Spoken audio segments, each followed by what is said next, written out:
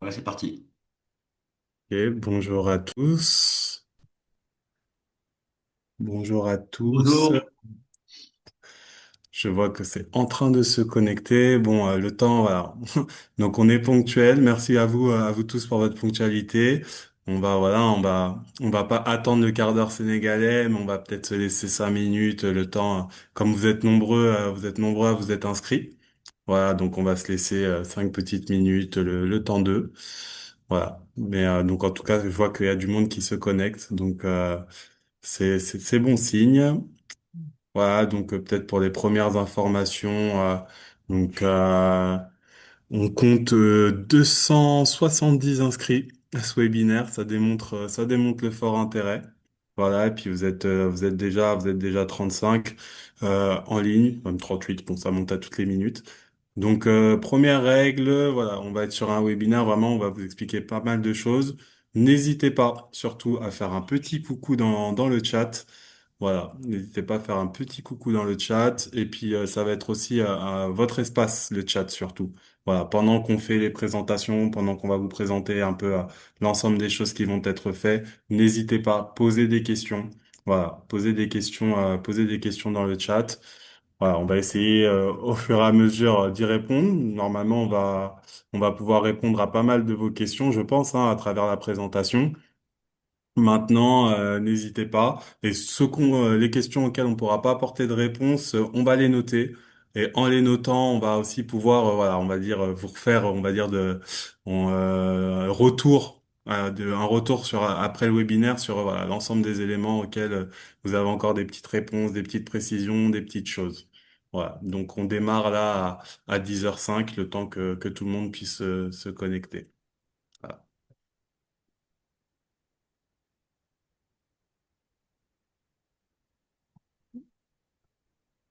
Voilà. On est déjà 50. On peut y aller quand tu veux, hein, vas-y. Oui, On peut oui, se oui. présenter peut-être Je déjà laisse, rapidement. je laisse encore 2 petites minutes. Voilà, on est vraiment à temps que tout le monde un peu appréhende un peu le chat. Donc voilà, donc surtout n'hésitez pas à votre petit bonjour, ça fait plaisir. Voilà, ça se trouve vous allez reconnaître des gens que vous connaissez. Voilà, et vraiment ce chat-là pendant la présentation, n'hésitez pas à vous en servir.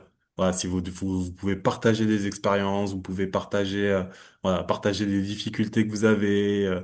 Voilà, c'est de l'info partagée pour tout le monde et puis on va s'enrichir aussi. Nous, on vous apporte une base d'informations, une base de connaissances.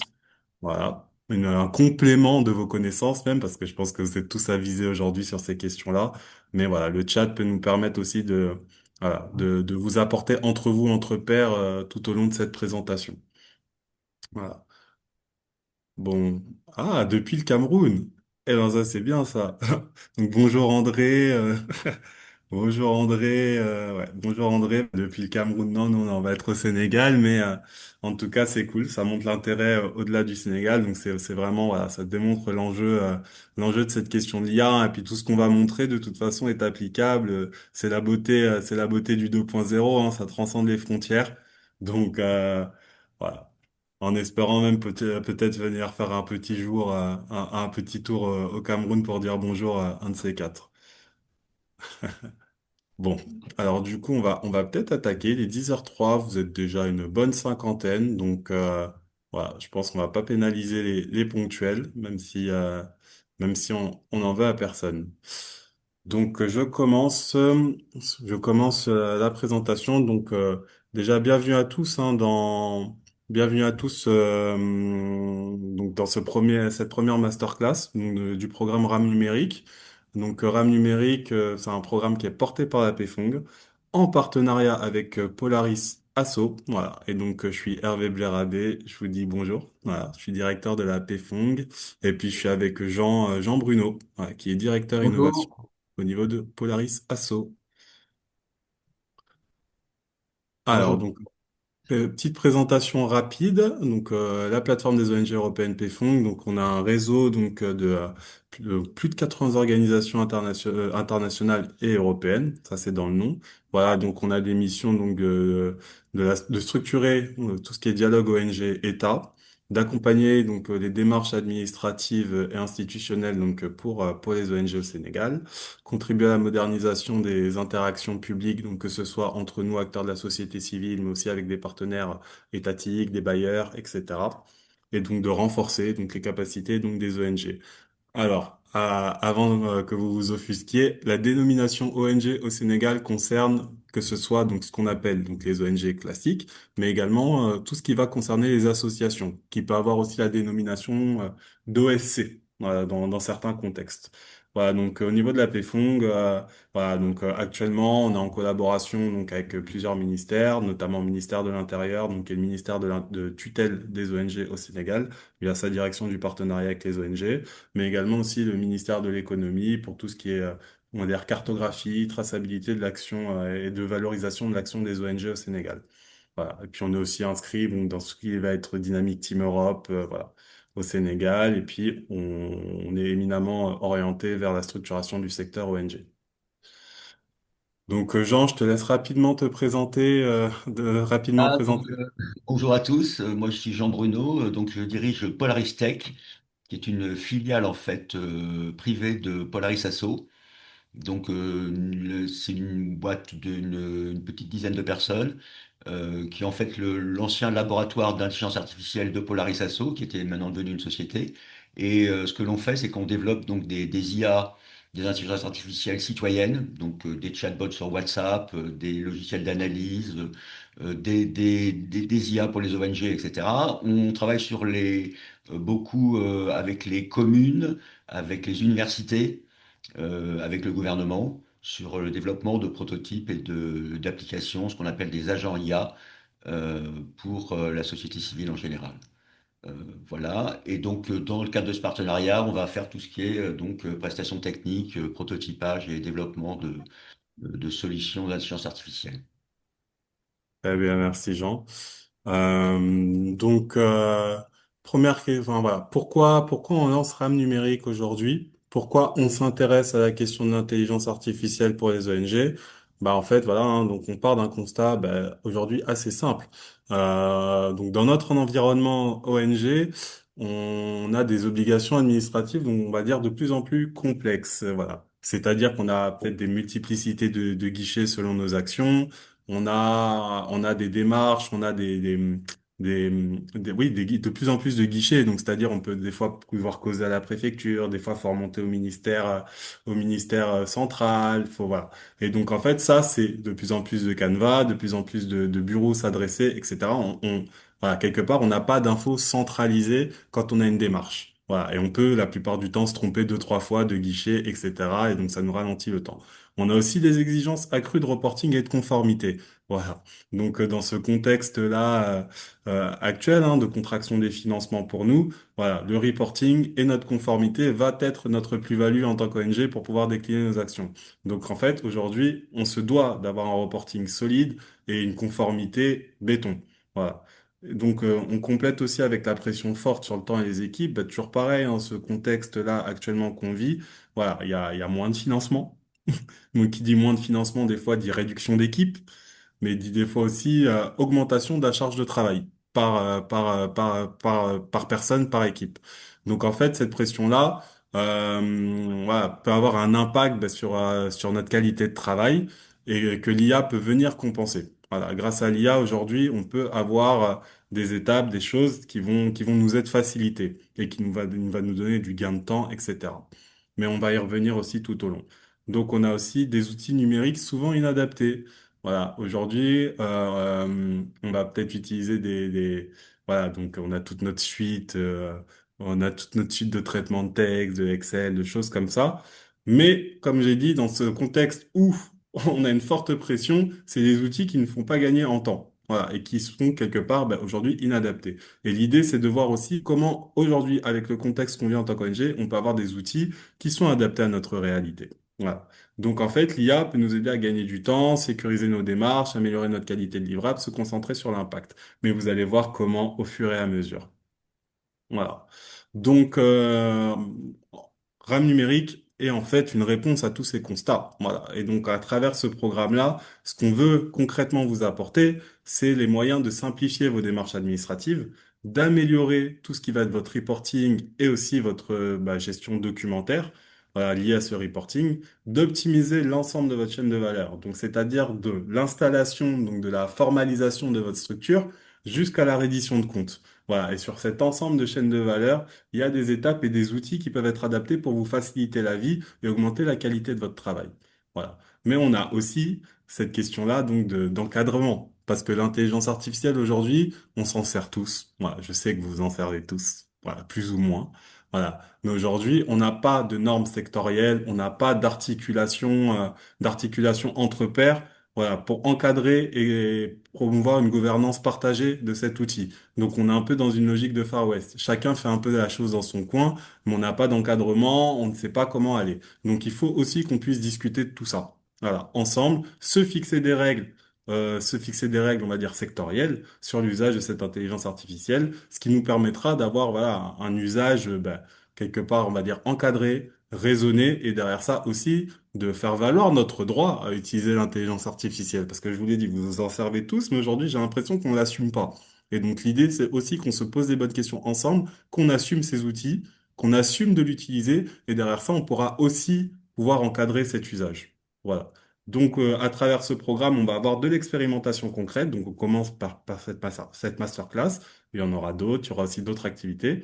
On va vous présenter des outils adaptés, donc, dans un premier temps, aux ONG sénégalaises. Mais bon, je sais que, voilà, j'ai pu voir dans le chat qu'on a des amis de Côte d'Ivoire, on a des amis du Cameroun. Je sais aussi qu'on a des amis du Burkina qui seront là. Donc, on va aussi, voilà, pouvoir adapter ce contexte-là enfin, adapter ces outils à d'autres contextes. Mais on va partir sur une entrée ONG sénégalaise. Voilà. On va avoir aussi des discussions sur voilà, quel cadre de gouvernance on se donne relative à cette IA. Et voilà. Et ça va nous permettre aussi, voilà, à travers ces démarches-là, administratives, etc., d'avoir des articulations renforcées entre les ONG et les États. Donc, oui, petite précision. Donc, vous allez avoir un sondage.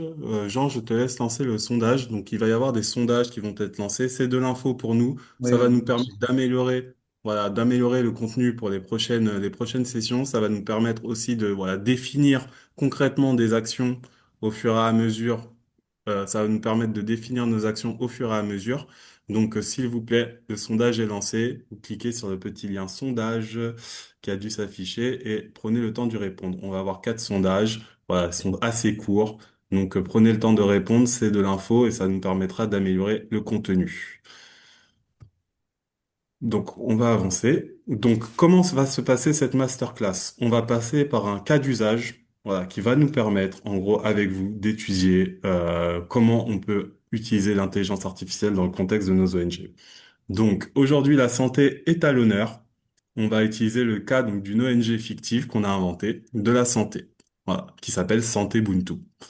Voilà. Et donc avec Santé Buntu, on va voir comment l'IA va nous permettre, excusez-moi, donc comment l'IA va nous permettre dans un premier temps de nous implanter au Sénégal. Vous allez voir comment, d'identifier des financements pertinents pour nos actions en tant qu'ONG. On va pouvoir aussi, donc dans le cadre de la mise en œuvre des activités, voilà, on va prendre un cas d'usage, c'est structurer un module de formation et à la fin, donc de produire ce qu'on appelle un rapport semestriel. Je précise le rapport semestriel, donc c'est dans le cadre du décret 2022-1676, qui est le décret, donc on va dire d'application et de régulation de l'activité des ONG au Sénégal. Les ONG sont tenues tous les 6 mois de rendre un rapport semestriel sur les activités qu'elles ont mis en œuvre. Voilà, à déposer auprès des préfectures où elles auront mis les actions en œuvre. Donc vraiment, à travers voilà, à travers cette session, on va vous montrer des usages concrets d'intelligence artificielle appliqués à vos contextes, à vos réalités. On va les tester en direct. Voilà, on prend le pari de faire en direct et voilà, on n'a pas peur et on va le faire, mais ça va bien se passer. On va aussi, quelque part, identifier les limites, hein, mais ça, je vais compter sur vous aussi pour faire vivre le chat et nous montrer les limites que vous remarquez, les petites questions que vous avez. Et aussi, d'ouvrir, voilà, hein, vous allez voir les outils et je pense que vous allez avoir plein de questions éthiques. Donc, ça va nous permettre de commencer à ouvrir ce débat-là éthique autour de l'usage de l'intelligence artificielle. Bon, donc sans plus attendre, je vais vous présenter Santé Ubuntu. Voilà, donc Santé Ubuntu, donc comme je vous ai dit, ONG fictive, hein, donc n'allez pas chercher sur Internet, voilà, et c'est pour ça aussi qu'elle a des chiffres incroyables qu'on rêverait tous d'avoir. Donc Santé Ubuntu, c'est une organisation internationale de santé communautaire, voilà, qui a son siège en France, donc et des interventions en Afrique de l'Ouest. Et son objectif pour 2026, c'est de pouvoir ouvrir une antenne au Sénégal. Voilà. Donc ses domaines d'intervention, c'est la santé maternelle et infantile, les maladies chroniques, le déploiement de cliniques mobiles, voilà, puisqu'on est sur de la santé communautaire, et aussi le développement de tout ce qu'on va appeler la santé digitale, donc avec tout ce qui va être télémédecine, alerte SMS, etc. Voilà, de digitaliser un peu tout ça. Sa capacité actuelle, bah, c'est plus de 200, enfin c'est 200 relais communautaires formés pour son action et 45 000 bénéficiaires annuels. Voilà, je vous ai dit que c'était quand même des chiffres assez rêvés, donc 45 000 bénéficiaires annuels et aussi voilà, une forte légitimité institutionnelle avec des partenariats et des bailleurs internationaux qui ont déjà reconnu son action. Donc, je vous ai dit, on a notre ONG. Maintenant, on va utiliser, comme je vous ai dit, quatre outils. Voilà, quatre outils qu'on va vous présenter. Donc, on va vous présenter quatre démos d'outils qu'on va développer. Et donc, ces quatre outils, en fait, sont assortis à quatre types de profils, on va dire, qu'on peut avoir dans une ONG. Donc, on a dit, on veut s'implanter au Sénégal. En général, ça, c'est de l'ordre de la direction de la coordination qui prend en charge cette étape-là, donc de l'installation. Donc, on va se mettre dans la peau, donc bah voilà. Donc ça, c'est plutôt le premier outil va être administratif et ascendant direction, coordination, donc avec vos responsables admin, etc. Donc là, à travers ce premier outil, on va avoir comment s'implanter et avoir une démarche sécurisée pour s'implanter au Sénégal. Le deuxième profil, ça va plutôt être celui du responsable de programme partenariat. Voilà, donc bah, on va chercher des sous. Donc en général, ce sont vos grants managers, vos responsables partenariat qui sont chargés de cette mobilisation financière. Le troisième point, donc avec l'application donc projet, donc ça va être donc, on va dire chargé de projet ascendant formation, etc. Donc pour qu'on puisse faire ces modules-là de formation. Et le dernier, en général, c'est le chargé de suivi éval, hein, qui voilà est chargé donc de la production des rapports, voilà, en lien avec ce responsable administratif qui lui-même fera les dépôts de ces rapports auprès donc des institutions et autres. Voilà. Donc on est sur un taux de 63% de participation au sondage. Moi, voilà, on peut encore faire un peu mieux. Donc n'hésitez pas. S'il y en a qui nous ont rejoints, il y a un sondage qui est ouvert. Voilà. Et comme je disais, ces sondages-là vont nous permettre d'avoir de la documentation, de la data pour aussi améliorer et décliner aussi du contenu qui vous est adapté le plus possible pour la suite. Voilà. Donc, Jean, tu me compléteras, mais je commence. Donc, première règle de base. Il faut maîtriser l'IA quelque part, il faut avoir des bases avant d'utiliser l'IA, parce que ça peut vite avoir des vertus d'outils magiques, mais sans utilisation précise, la magie peut se transformer en... Voilà, la magie peut se perdre quelque part. Donc en fait, quand on utilise l'IA, la première règle de base, c'est que le contexte est déterminant. Quand vous allez formuler vos demandes au niveau de l'intelligence artificielle, ne partez pas du principe, voilà, même si vous êtes très connu, l'IA ne vous connaît pas. Voilà. Et surtout, mes gens, tu me compléteras là-dessus. Donc, vous donnez-lui vos contraintes, votre cadre, vos documents. Vous pouvez la nourrir. Voilà. Mes gens va revenir là-dessus. Deuxième point, c'est ce qu'on appelle le prompt. Comment vous formulez la demande? Et un bon prompt, c'est des éléments de contexte, comme je vous ai dit. C'est aussi de donner le rôle de votre organisation, votre rôle à vous, de lui donner des instructions claires sur ce que vous voulez, voilà, de définir un format et aussi ce qu'on appelle la tonalité, c'est ce qui va lui donner, voilà, ce qui va lui permettre de générer un document adapté selon vos mots-clés, selon tout ça, et selon votre façon de parler. Voilà. Et dernier point, la responsabilité reste humaine. L'intelligence est artificielle, l'expertise est humaine. Donc en fait, c'est pas parce que je demande quelque chose à ChatGPT ou autre outil, parce que vous allez voir que c'est pas que ces outils, c'est pas que ChatGPT, hein, l'intelligence artificielle, c'est plein d'autres outils. Quand on se sert de l'IA, ce n'est pas la première réponse qu'il donne n'est jamais définitive et ce n'est pas de la magie. Vous devez et vous avez la responsabilité de toujours vérifier ce que la réponse qui vous est apportée. Parce que derrière, ça va entraîner des responsabilités à votre niveau et l'IA fait selon ce que vous avez demandé. Voilà. Et ce que vous avez demandé, elle ne comprend pas de la même façon que vous le formulez. Voilà. C'est pour ça que le prompt est important, mais derrière ça, Ne rendez pas l'IA décideuse. Vous êtes les décideurs, vous êtes après responsable responsable des résultats que vous pouvez rendre ou pas publics grâce à l'IA. Donc la responsabilité est la vôtre. Voilà, j'insiste bien là-dessus parce que c'est quelque chose qui s'oublie et c'est des fois des petites erreurs, des petites choses comme ça, voilà, qui peuvent créer certains problèmes. Voilà, mais on évoquera la question, voilà, au fur et à mesure des démos. Voilà. Donc, on est sur 70% de réponses. On peut encore faire mieux. Voilà, on va attendre les 75% de réponses. On va publier on publie Tu- on met fin au sondage peut-être? On met fin au sondage. Pour l'instant, on pourra le rouvrir, mais pour l'instant, voilà, on a déjà assez d'éléments de réponse, donc on est plutôt pas mal. Donc, on met fin au sondage et on partage les résultats avec vous. Voilà. Normalement, les résultats sont partagés, n'est-ce pas, Jean? Absolument. Voilà. Donc, je vous Alors, laisse découvrir. tu peux remettre la slide d'avant, là, je voulais revenir sur cette histoire Tout à fait. de contexte, de prompt. Si vous avez tous utilisé ChatGPT, évidemment, si vous avez posé des questions à ChatGPT sur votre activité, vous avez vu qu'il fait des bonnes réponses, mais souvent très floues, très consensuelles, etc. En fait, c'est qu'il ne vous, comme a dit Hervé, il ne vous connaît pas. Donc, si on veut avoir une approche professionnelle, en tout cas de l'IA, c'est qu'il faut absolument donc lui donner du contexte. C'est pour ça qu'on a inventé dans le cadre de cette démo, de cette masterclass, qu'on a inventé cette petite entreprise, cette petite ONG Santé Ubuntu. Hein, ça va être le contexte qu'on va donner. Donc on va nourrir les IA de tout le contexte de Santé Ubuntu, sa mission, sa vision, ses produits, ses meilleurs cas d'usage, etc. Donc on a fait un petit document de 10 pages qui présente toutes les activités de Santé Ubuntu et qui va permettre de donner tout le contexte des réponses de l'intelligence artificielle. Voilà. Et après, on a travaillé donc sur des prompts bien précis. Donc là, on va vous présenter quatre prompts différents, quatre ce qu'on appelle agents différents, qui vont répondre à des problématiques précises, donc soit administratifs, soit de développement, soit de génération de contenu d'une ONG. Ouais. Donc, on va, bah, sans plus attendre, hein, voilà, on va passer au concret et au cas d'usage. Donc, voilà, je vous pose le cadre et après, je vais passer le relais à Jean qui va vous montrer la démonstration donc de l'outil. Donc, comme je vous ai dit, la première simulation qu'on va avoir, tac, c'est Santé Ubuntu souhaite s'implanter au Sénégal. Donc, ne connaissant pas la législation sénégalaise, voilà, l'objectif pour nous, ça va être de comprendre le cadre légal et administratif pour pouvoir, en gros, voilà, créer une antenne de Santé Ubuntu au Sénégal.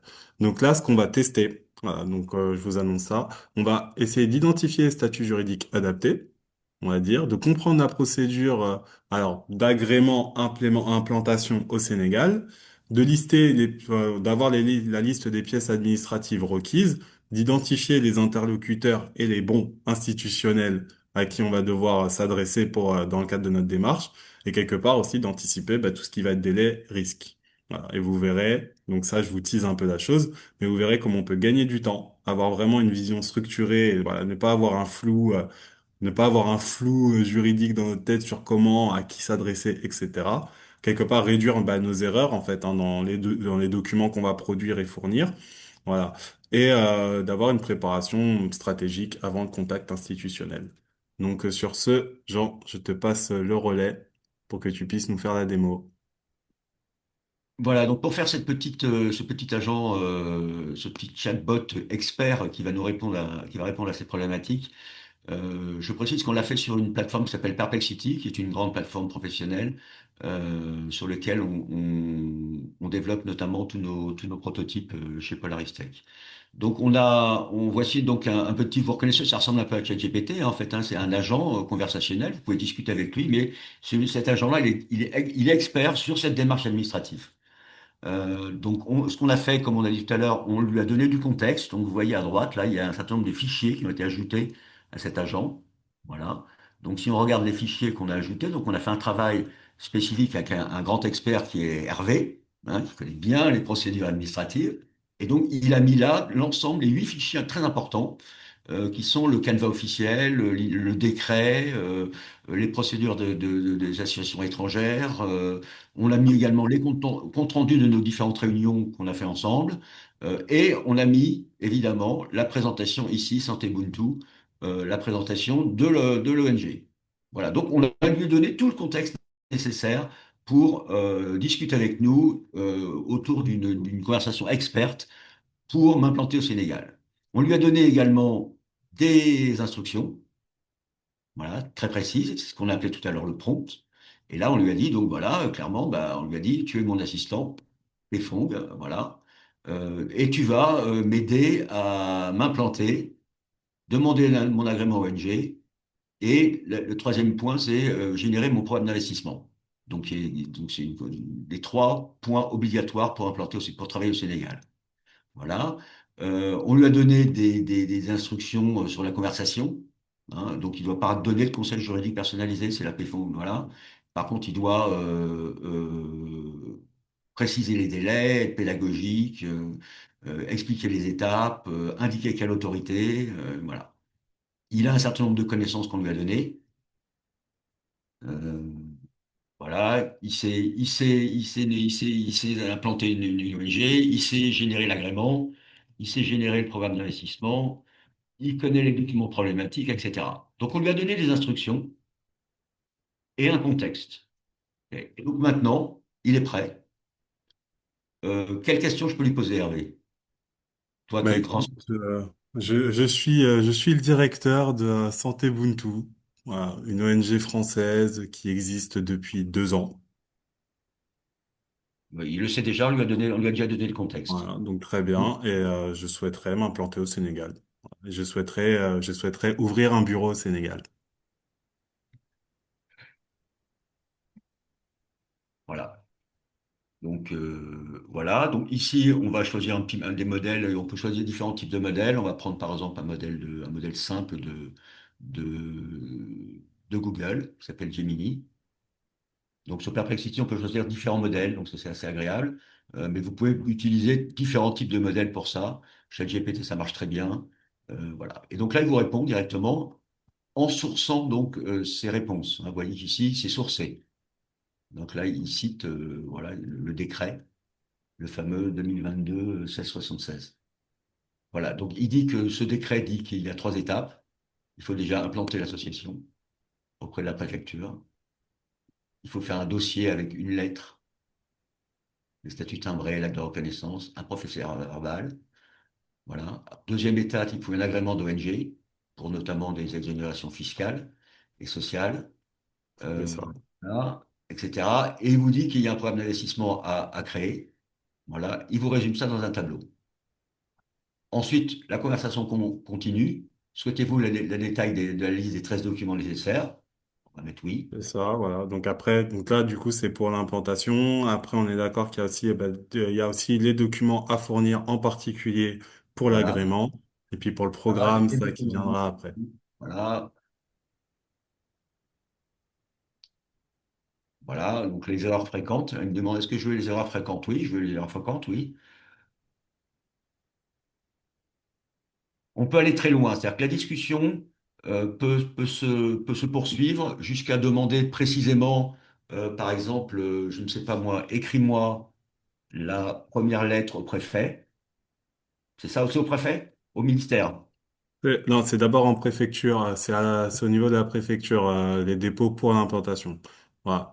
On peut lui Donc, demander d'écrire la première lettre au préfet. Alors, il va écrire une lettre ah, santé. alors non. Du coup, petite précision juridique. Du coup, la lettre, en fait, elle a l'attention du ministre. Voilà. D'accord. C'est le Alors, ministre, voilà. Exactement. ah, c'est Avec un Monsieur le ministre. sous-adressage. Il a rectifié. Voilà. Hmm. Bon, voilà. Donc, c'est un petit agent. Alors, cet agent, c'est pas le plus sexy. Hein, c'est un petit agent conversationnel. C'est pas le plus sexy parce que c'est pour remplir une tâche administrative. Mais s'il y a des admin filles dans la salle, comme on dit, je pense que ils peuvent comprendre à quoi pourrait servir ce type d'agent qui est informé des procédures administratives au Sénégal. Et Dieu sait si souvent c'est l'enfer. Euh, et donc aider, cadrer et faire gagner du temps. Et donc, par exemple, je peux reposer une question. Est-ce qu'il saurait me dire la liste des pièces que je dois fournir pour mon agrément d'ONG?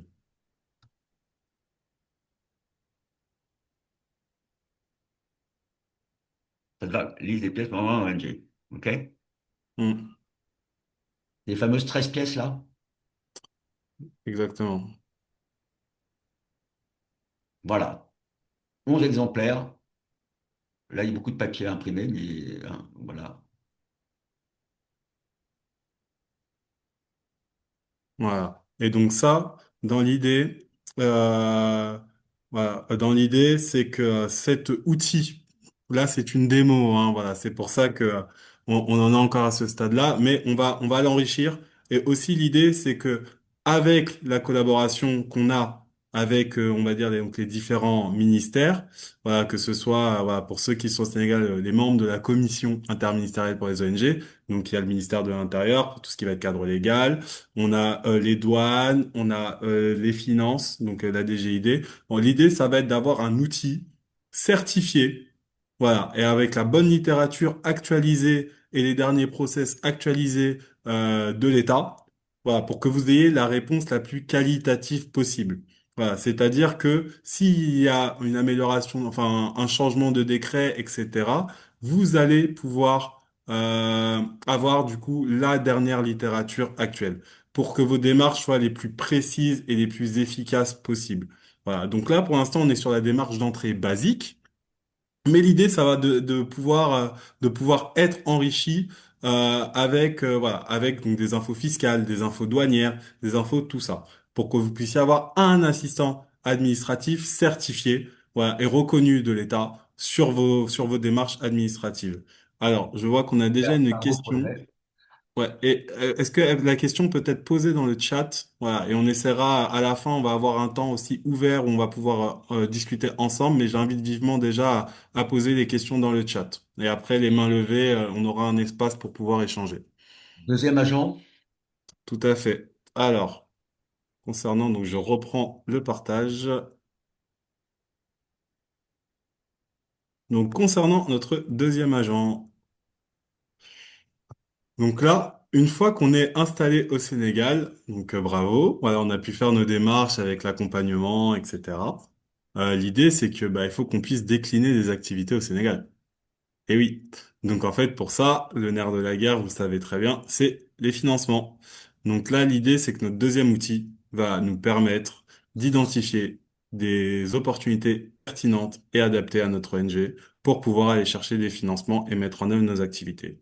Donc là, avec cette deuxième démo d'agent, ce qu'on va pouvoir faire, c'est identifier bah, du coup des bailleurs actifs dans le secteur de la santé, voilà, qui financent des actions de santé au Sénégal, de repérer bah, les appels à projets ouverts, voilà, puisqu'on peut en avoir des bailleurs mais qui n'ont pas d'appel à projet sur le moment. Donc là, l'idée, ce sera d'avoir un appel à projet actuel, d'analyser voilà, quelque part nos critères d'éligibilité et d'adapter notre argumentaire et de structurer voilà, une première note conceptuelle à la finalité. Donc vous allez voir qu'on va normalement gagner du temps, hein, puisque vous le savez tous, hein, que la recherche de financement pour les ONG, c'est 366 jours sur 365. C'est long, c'est fastidieux. Donc après, on en a peut-être 30% sur toutes celles qu'on a cherchées qui nous concernent. On en a peut-être 15 au final où bah, la date n'est pas trop, voilà, la date n'est pas trop resserrée pour pouvoir y répondre. Et on en a, je sais pas, peut-être une. C'est déjà gagné si des fois on en a une à l'année voilà, qui nous répondent. Donc l'idée, c'est de pouvoir gagner du temps sur cette démarche-là, de gagner de l'effort, voilà, de gagner des points d'effort, parce que bah, voilà, ça remplacera jamais votre chargé de recherche de financement, votre manager, mais par contre, ça peut lui permettre de faire plus, voilà, de faire plus et d'aller plus vite. Mais encore une fois, vous êtes au cœur et l'IA n'est pas là pour vous remplacer, elle est là pour vous appuyer. Donc Jean, je te repasse la main pour la démo 2. Donc voilà, donc là on est dans une démarche, comme a dit Hervé, donc d'aller chercher du financement, des ressources pour des projets, identifier les projets sur le marché. Parce qu'en fait, le marché maintenant de la coopération, vous savez, c'est un peu un marché mondial. Donc il y a de l'information partout, il y a des initiatives de financement partout dans le monde. Donc rien qu'aller les chercher, c'est très compliqué. Le nombre de voilà, on est sur Facebook, sur LinkedIn, sur Google, etc. Mais bon, il faut vraiment le trouver et avoir une démarche structurée par rapport à ça. Même embaucher des gens pour faire ça, c'est toujours assez compliqué. Donc là, on a créé un petit agent, qui est toujours alimenté donc par ce fameux petit fichier qu'on a fait, qui explique donc qui est Santé Ubuntu. Voilà, c'est 10 slides. Hein, tout le monde peut avoir ce petit fichier, c'est la présentation de l'ONG. Et on a donné des instructions, comme tout à l'heure, avec un prompt, qui est dit, dont le contexte est le suivant. Donc, je lui explique que je prospecte pour Santé Ubuntu. Voilà, je lui ai donné un fichier de présentation. Je lui décris mon client idéal. C'est quoi mon client idéal? Quelle est la personne que je cherche? Donc, des décideurs, des responsables, dans les différents domaines, au Sénégal, en Afrique, en Asie, aux États-Unis. Voilà, des grands comptes. Voilà, je décris également plus précisément les cibles, les ministères africains, le système ONU, les big tech, parce que le Santé Ubuntu fait de la tech, voilà, etc. Je lui donne un rôle, je lui dis qu'il est un expert en business développement, dans le domaine santé et du développement. Voilà, je lui demande de répondre à mes questions. Voilà. Et je lui demande de générer un CSV à la fin de chaque conversation, ou pour pouvoir garder un CSV, c'est en fait un fichier Excel, où il va garder où on va garder toutes les bonnes idées qu'il va nous donner, hein, pour pas perdre l'information qu'il nous donne. Voilà. Et évidemment, cette fois-ci, on va inclure une recherche web. C'est-à-dire qu'il va chercher principalement, évidemment, sur le web. Alors, quelle question tu veux que je pose, Hervé? Pour, Bah, franchement, voilà, dans l'idée, je chercherais, allez, on a ouais, testé plusieurs, mais vas-y. ouais, ouais, bah, comme dit, 5 appels à projet, minimum 10 000 € auxquels je peux être éligible. Voilà, auxquels Santé Ubuntu peut être éligible. Voilà. On va déjà partir de ça et puis on verra s'il faut qu'on affine. Mais déjà, s'il m'en sort 5, voilà. Sachant que rappel de contexte, je vous l'ai bien dit au départ, euh, certes, Santé Ubuntu maintenant a une antenne Santé Ubuntu Sénégal, mais elle a également aussi son siège qui de base était en France. Donc aussi dans cette recherche-là, voilà, ça va être pris en compte. Donc aussi, dans le cadre où vous avez des partenaires, etc., faudra aussi peut-être le préciser parce que ça va aussi changer la grille de lecture voilà, pour les guichets sur lesquels votre action peut être éligible. Voilà, parce que vous pouvez porter des fois des projets tout seul, mais vous pouvez aussi en porter en consortium avec des partenaires que vous allez avoir en France, en Italie, en Espagne, même voilà, hein, peut-être, je sais pas moi, Sénégal, Côte d'Ivoire, Sénégal, Burkina. Donc si, voilà, faut aussi prendre en compte ça pour qu'on puisse aussi avoir la recherche qui nous fait gagner du temps et qui nous permet aussi d'impliquer nos partenaires dès la base. Voilà. Voilà, donc là, on va regarder ensemble le processus de recherche qu'il effectue, parce que donc l'IA documente ce qu'elle fait. Donc là, elle se met à raisonner. Donc elle recherche des appels, donc ça c'est le brief qu'on lui a donné. Elle recherche des appels à projet de moins de 10 000 euros. Donc elle a créé cette recherche, voilà, de recherche. Elle a croisé ses recherches évidemment avec Santé Ubuntu, donc le fameux petit dossier. Elle se met à rechercher les appels d'offres sur le web, pertinents, aussi légal, pour 2026. Donc, elle a lancé ses recherches, les projets de santé communautaire, les projets de télémédecine, les projets de santé maternelle infantile. Donc, elle est déjà allée plus loin. Donc, on va regarder tout à l'heure, mais je voulais vous expliquer rapidement ce qu'elle fait. Voilà. Elle commence donc à aller chercher de l'information. Donc, elle a lancé, donc elle a consulté tout ce site web de la santé. Donc là, elle fait une revue de presse. Elle vous fait une revue de presse en fonction donc avec le filtre de Santé Ubuntu sur tous ces sites-là. Voilà. Ensuite, elle va chercher des appels à projet. Donc, elle va consulter toutes ces sources d'appels à projet. Donc, il y en a d'autres là. Bah, voilà. Et puis, elle va générer un petit fichier CSV avec les 5 à projet. Et donc, ça y est, elle a lancé voici le résultat. Donc là, elle en a identifié 5. Donc, Odès de Pierre Fabre. Donc, l'éthique pour l'accès aux soins, parfait. Donc, elle vous explique pourquoi on est bien éligible, voilà, et pourquoi il faudrait répondre. OK? Avec le lien vers l'appel à projet. Voilà. L'Union européenne, voilà, 280 000 € par projet, 8 projets financés. Le Sénégal est éligible, avec l'approche santé digitale qui marche bien, visiblement. Mhm. AFD. La Guilde, vous connaissez peut-être également. Donc, c'est une Donc ça, entreprise c'est déjà internationale. ce, Une entreprise voilà. internationale, voilà. Amplify Check, Et, voilà, sur 2 3 ans, et l'AFD. Voilà, un petit récap et le fichier CSV qu'on a et le petit récap, donc pourquoi il faut y aller, le bailleur, etc. euh, et une priorité, parce que les clôt le 31 mars. Voilà.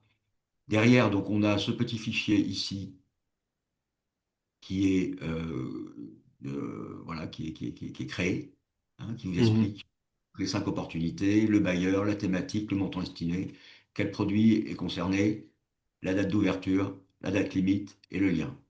Et donc ça, par exemple, admettons, je sais pas, est-ce que je pourrais dire à l'IA, ben moi ça, par exemple, cette démarche-là, j'aimerais qu'il me la fasse toutes les semaines et programmer ça. Et puis je sais pas, moi je fixe que tous les mercredis Voilà, matins, quand je absolument. commence le boulot, j'aimerais avoir mon petit fichier qui arrive dans ma boîte mail automatiquement et puis que je Donc, puisse traiter ça avec le il y a des café. Ça, c'est quelque chose de fonctionnalités, possible? dans ce type de veille, il y a des fonctionnalités, par exemple comme celle-ci, qui Ouais. permettent de, voilà, sur la même question, identifier 5 appels à projets auxquels je peux être éligible. Donc on va le mettre dans l'espace développement santé Ubuntu, le petit agent qu'on a créé tout à l'heure. Voilà, on le veut une fois par, je sais pas moi, une fois par semaine, le jeudi à 17h. Voilà, voilà tout le temps. Voilà, voilà, je veux faire une recherche approfondie. Voilà, sur le web. Voilà, enregistré. Et donc là, ça y est, toutes les semaines, vous allez recevoir les cinq, donc les cinq, on a dit, propositions à plus de 10 000 € sur lesquelles je peux être éligible dans le monde entier. Voilà. Alors évidemment, le boulot commence à partir de là, hein. Il faut répondre, etc. Mais voilà, c'est une étape, en tout cas, un Mhm. peu appréhendée, un Ben, peu, entre guillemets, industrialisée, ben, automatisée, ben, on va dire, voilà, en amont. clairement, c'est une bonne base. Voilà. Après, bien entendu, ça, c'est du soutien, c'est de l'aide. Voilà. Après, il y a certains bailleurs qui peuvent afficher, c'est identifié, mais ça ne retire pas, encore une fois, tout le travail derrière que vous devez faire, que vous devez produire. Vous devez vérifier, vous devez être sûr que c'est bien adapté. Et après, pour l'instant, ça ne rédige pas l'appel à projet à votre place. Mais c'est des choses qu'on essaiera de voir dans le futur, voilà, pour ces réponses-là. Mais en tout cas, dans votre veille, entre guillemets, voilà, avec cet outil-là, vous pouvez automatiser cette tâche-là de repérage, voilà, et dire par exemple, ben, comme Jean nous l'a montré, moi tous les mercredis, voilà, je voudrais minimum 3 appels à projet qui me concernent, voilà, après selon le type de financement que vous voulez, la taille du financement, etc. Et puis voilà, quoi, quand vous démarrez votre journée, ben, vous allumez le PC, vous faites couler le café, et puis vous avez votre veille qui est faite.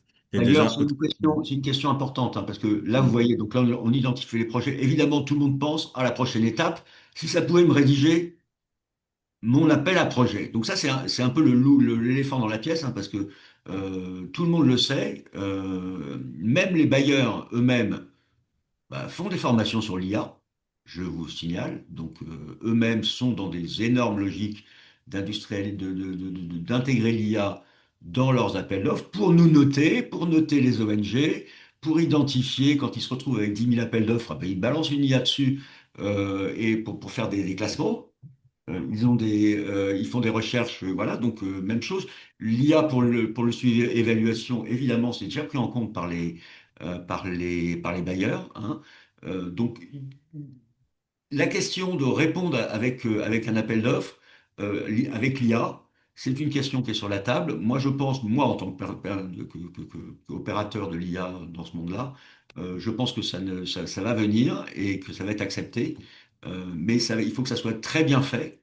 C'est-à-dire, comme on a vu jusqu'ici, eh ben, il faut nourrir ces IA qui vont répondre avec tout notre contexte, savoir leur donner les instructions, c'est-à-dire savoir ce qu'on veut faire. Voilà, donc tout le travail, toute cette expertise n'est pas du tout nié par l'IA et peut-être même est enrichi. Voilà, et donc c'est pour moi, c'est la position qui et, pourrait plus tard sur la réponse et, aux appels d'offres par l'IA. Voilà. Et donc, en fait, pour rappel, donc après, avant qu'on passe au troisième outil, vraiment, comme on vous a dit là, on est vraiment sur de l'inaugural. On lance ce programme. On a encore plein de choses à discuter. On est sur des démos d'outils. En fait, ce type d'outils-là, si vous voulez, pour l'instant, on en est encore au stade de démo. Bien sûr que L'idée, c'est qu'à la finalité, on puisse avoir une suite d'outils IA dédiés aux ONG et qu'on régule nous-mêmes, qu'on crée, qu'on co-crée et qui nous sont dédiés. Et avec ça, derrière ça, on a toutes les normes d'éthique, les normes de gouvernance qu'on va devoir mettre en place et qui va aussi pouvoir nous permettre, quelque part, de porter plaidoyer sur le fait que, quelque part, en tant qu'ONG, aujourd'hui, la technologie, elle est là. On a le droit de s'en servir. Il faudrait qu'on reconnaisse qu'on a le droit de s'en servir et qu'on puisse encadrer notre usage. C'est-à-dire demain, si moi j'utilise une IA pour faire de la recherche de financement, c'est bien, mais aujourd'hui on a des fois des fractures. Voilà, on y reviendra, mais on a des fractures entre ONG. On peut être une très bonne ONG de terrain, mais ne pas maîtriser toute la technocratie, tout voilà. Et les appels à projets aujourd'hui, c'est technique, c'est des choses qui sont techniques. Mais par contre, le travail de terrain, on sait le faire. Il y a des choses qu'on peut valoriser. Maintenant, comment le retranscrire dans un appel à projet? La difficulté, elle est souvent là. Voilà, c'est ce qu'on a, enfin, c'est de transformer cet essai, parce qu'on a nos actions de terrain, mais on ne peut pas bien en parler parce qu'il y a certaines barrières que l'IA peut faire sauter. Mais pour ça, il faut qu'on puisse, voilà, créer des outils régulés qui nous sont propres à nous, secteur ONG, et dont on a la reconnaissance pleine à l'usage, et ce travail-là avec les bailleurs qui peut être fait. Demain, si je remplis un appel à projet, moi, je sais pas, avec IA ONG, on va l'appeler comme ça, bah, en fait, il faudrait aussi que, voilà, après des vérifications, etc., on sache que cet outil-là est un outil labellisé, co-construit par les ONG avec les bailleurs, et qu'en fait, ça démontre d'une fiabilité des structures à pouvoir utiliser ça. Et voilà, et ça enlève le côté tout menteur peut faire un projet magnifique d'IA et le déposer. Donc, quelque part, si je vois une trace d'intelligence artificielle dans le dossier, je vais considérer que les gars sont des bonimenteurs. Alors qu'en fait, non, c'est juste que des fois, on peut être très bon sur le terrain, mais ne pas avoir toute cette logique-là, paprassière, administrative. Voilà, ça, c'était le petit point que je voulais préciser là-dessus. Mais c'est des Troisième, outils. on peut aller troisième agent. Je vais garder la main, c'est pas la peine de. Vas-y, vas-y. Et moi, je lance notre deuxième sondage, mes amis. Ah bah, très bien, vas-y. Voilà, donc, alors, tac, je vais lancer notre deuxième sondage. Voilà, Bon, il faut aller vite là parce je voudrais garder du temps pour les questions à la fin. tout à Donc fait, là, tout à fait. vous posez des questions si vous voulez prendre la parole directement. Donc vous donnez la parole en audio, hein, et il faut lever la main. Donc allez de bouton réagir, cliquez sur lever la main. Et là, vous Tout à pouvez fait. lever la main. Et là, après, on vous donnera la parole et vous pouvez directement On me dire. va, on va plutôt garder ça pour la fin parce il y a pas Ok. mal de questions À la intéressantes. fin. Et voilà. Donc, Ouais. on avance sur les démos et en fait, on fait vite maintenant sur les Alors, démos on parce dit que sur vous les avez plein démos. de questions qu'on va régler. Donc Voilà. le troisième petit agent chatbot expert donc pour les ONG, c'est un chatbot qui est dédié pour l'édition. Donc l'édition de la génération de contenu, donc c'est-à-dire que là on a pris un cas particulier qui est la génération de contenu de formation. Donc l'idée là, c'est que Santé Ubuntu bah, voudrait lancer une campagne de vaccination contre tétanos dans le sud-est. Et donc on va rajouter pour un public d'infirmières relais. Voilà, donc elle a des infirmières relais dans l'Afrique de l'Ouest, elle en a aussi au Sénégal, et là, elle veut lancer une grande campagne de vaccination, et donc elle veut générer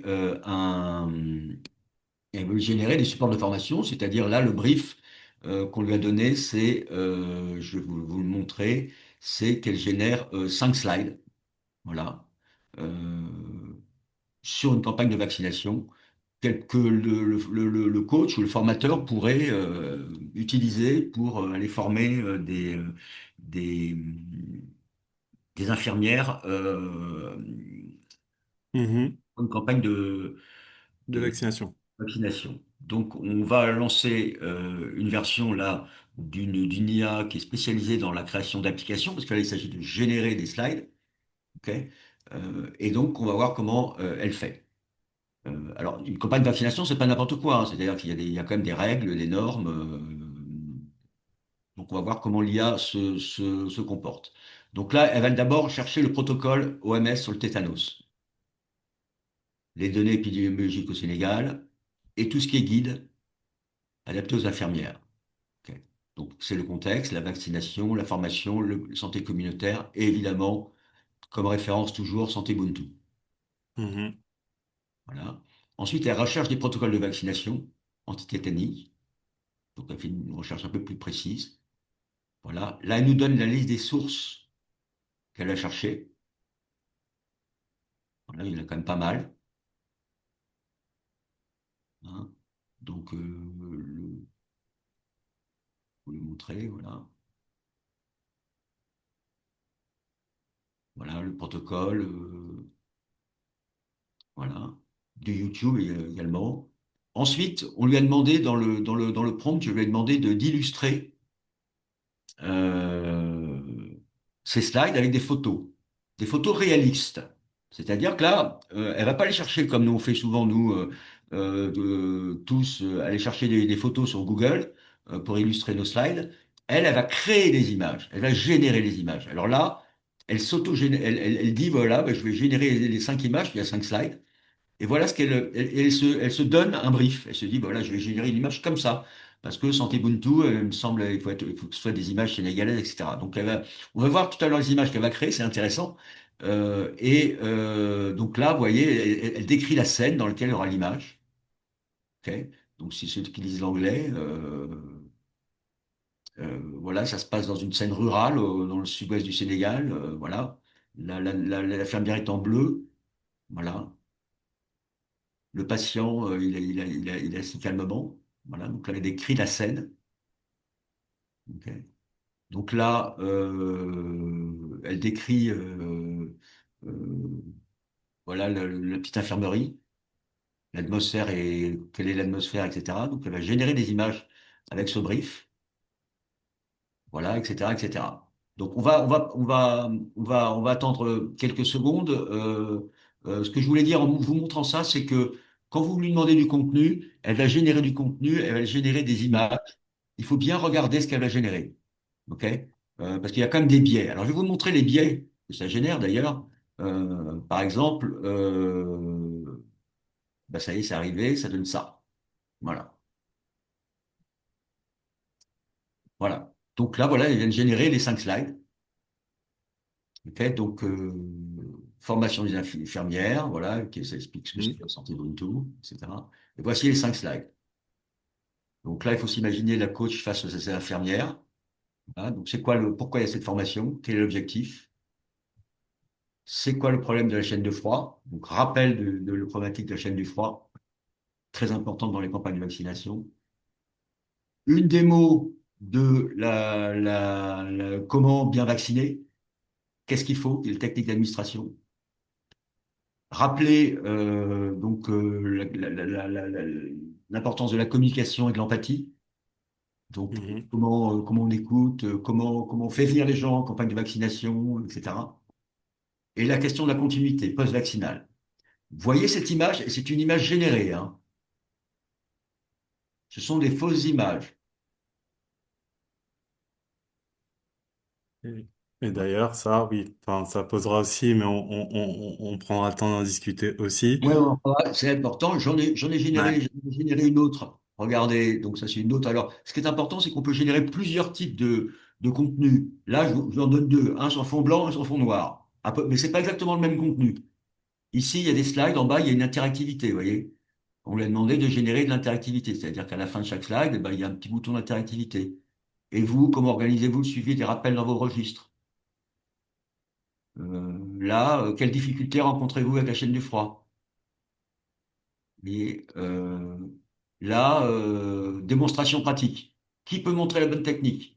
Donc il y a des idées, l'IA donne des idées au coach pour voilà, etc., etc. Donc, on peut même aller générer. J'ai fait une troisième demande toujours sur cette là un Mhm. mini site web. Voilà, donc qui est un peu plus technique. Le schéma vaccinal. Voilà, deuxième slide, la chaîne du froid.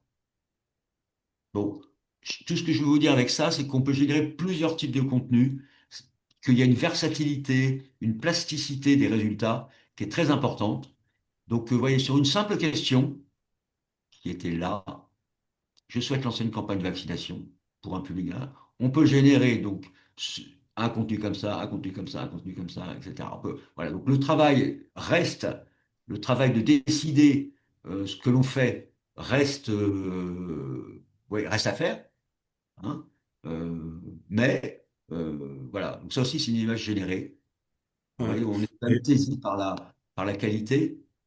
Hein. et j'en profite parce que j'ai cru voir une Attends, photo de... là, dernière chose, là, on voit que c'est une fausse image. Vous voyez, les jeunes infirmières, tous avec le bras devant, bien assis, alignés comme des sardines, hein. On voit que c'est une image un peu caricaturale. Là, un peu aussi. Bon.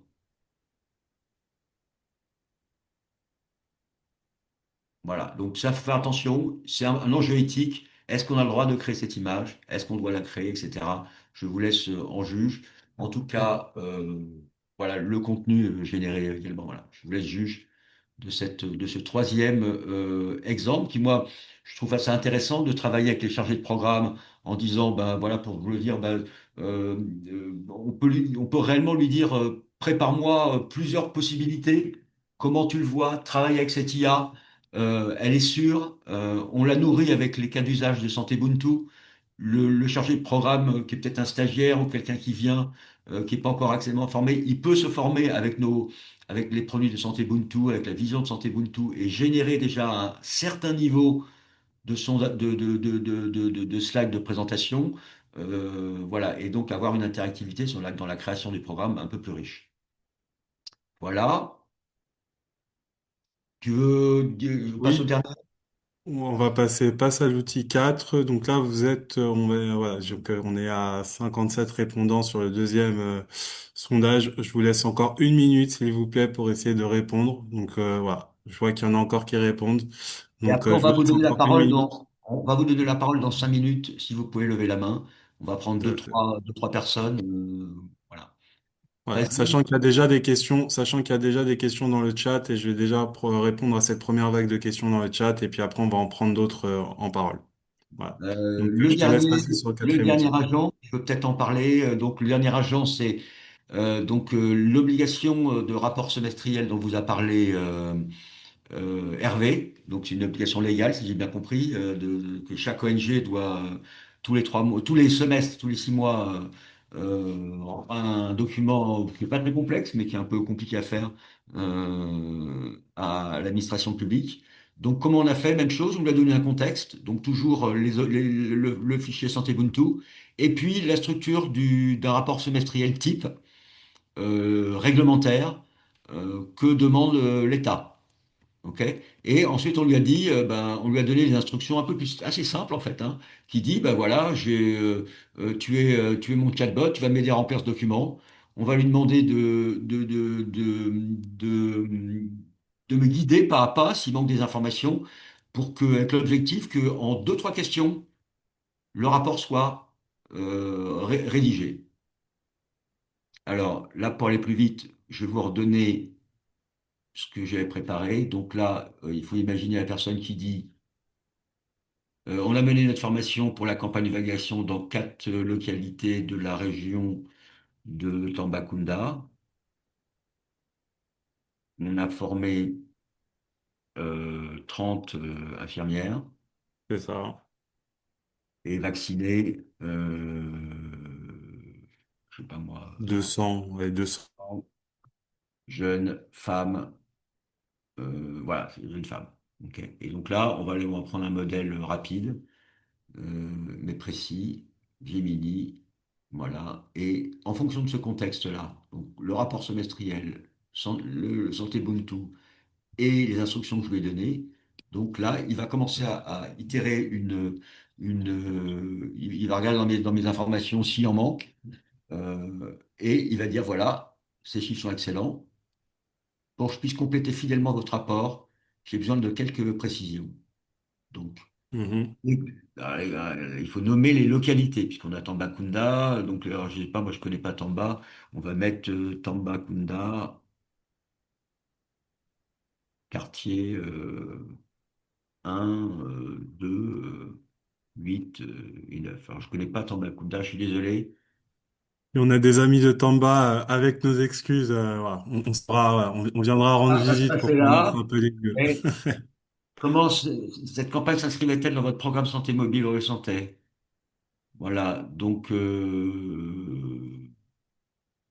vaccination, vous avez dit tétanos. Là, qu'est-ce qui se passe là?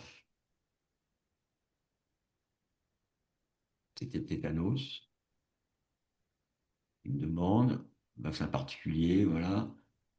Avez-vous collaboré avec le district sanitaire d'autre autorité? Non. Quelle a été la principale action pour ces 200 femmes? Ben, on l'a dit, voilà. Donc, santé communautaire. C'était le thématique, c'était la santé communautaire. Et donc là, maintenant, normalement, même je pense qu'il va plus poser de questions, parce qu'il a tout demandé, le rapport est prêt. Voilà. Donc, alors maintenant, c'est pas fini. Donc, ça, c'est la section analyse des résultats. Il y a plusieurs sections. Donc, ça, c'est détail de l'activité du trimestre. Donc, la région de Tambacounda, les 30 infirmières, les vaccinations, etc. Quel était le coût global? Donc, je sais pas moi, 50 millions en CFA. Défis rencontrés, logistique, chaîne du froid, les problèmes. Voilà. Et donc là, il me dit, avec ces deux informations, il va me générer le rapport.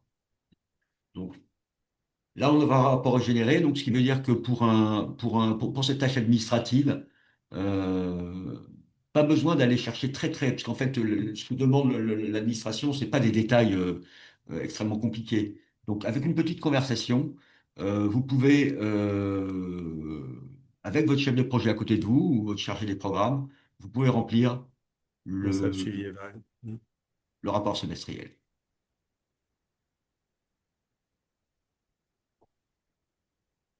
Voilà, il est là. Donc, il m'a fait un petit logo même. Voilà, dénomination, siège, etc. Analyse des résultats, tac, tac, tac. Impact de la campagne, infirmière, voilà. Les cibles atteintes, on a atteint nos cibles. Les difficultés, voilà. Et le rapport est bien, on peut le télécharger ici directement en PDF. Et Voilà. donc, bien sûr, ce sera aussi nourri, comme je vous ai dit, hein, et aussi tout ce travail-là de pouvoir aussi, de base, proposer un outil qui aura les canevas templates officiels avec la reconnaissance de l'État. Comme ça aussi, on aura vraiment quelque chose où on va apporter l'information et puis l'IA avec ce canevas officiel pourra nous sortir vraiment un document labellisé. Voilà. Donc, merci Jean pour cet ensemble de démos. Donc, très rapidement, on va juste on va dire clôturer. Tac, tac, tac. Je repasse sur mon écran. Alors, voilà.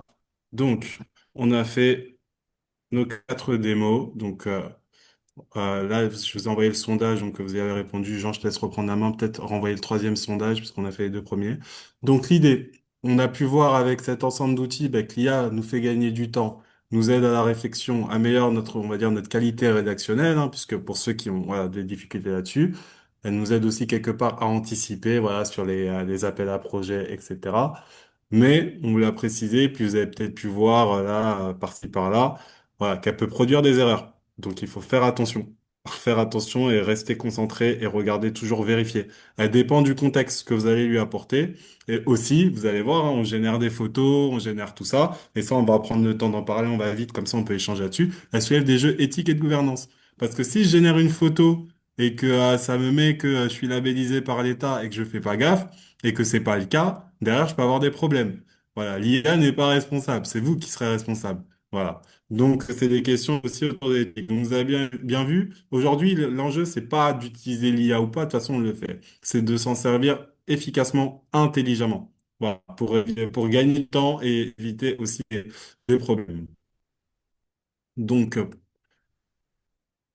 voilà. Donc, en termes de questions, pour lancer le débat, en termes d'enjeux d'éthique de gouvernance, on a la question, hein, il y a déjà deux, trois questions dans le chat là-dessus. Question de protection des données, confidentialité, etc. On a aussi la question de la fiabilité, puisqu'il fait des erreurs. Voilà.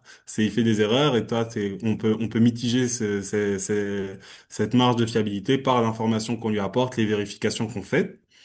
Il y a aussi la question bah, voilà, de la responsabilité, comme je vous l'ai dit, hein, si je génère une photo fallacieuse, bah, la responsabilité, elle m'incombe à moi. Personne ne va s'attaquer à l'IA, entre guillemets, parce que c'est vous qui aurez été responsable de ce qui a été produit et donc de sa mise à disposition publique. Donc votre décision est plus importante que jamais, puisque la décision, elle reste humaine, l'expertise reste humaine. Voilà, ce qui nous amène à vouloir définir aussi ce cadre d'usage, co-construire ce cadre d'usage. Voilà. Et dernier cas, les questions bah, voilà, d'enjeux sociaux et environnementaux. Donc là, on peut voir que ça peut être un bon complément, une bonne mesure de mitigation de la fracture numérique, voilà, surtout pour les appels à projets, etc. C'est la question principale que vous demandez, accessibilité versus outils payants.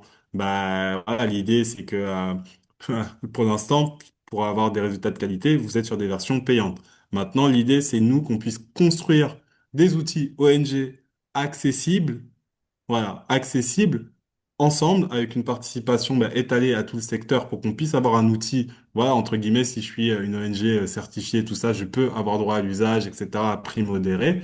Et oui, la qualité, effectivement, dépend aujourd'hui du fait que ce soit payant ou pas. Parce que c'est payant, on peut ajouter des outils. La qualité, voilà, la qualité dépend du prix qu'on met actuellement. Ça, c'est voilà, la réponse est là. Et aussi l'impact environnemental.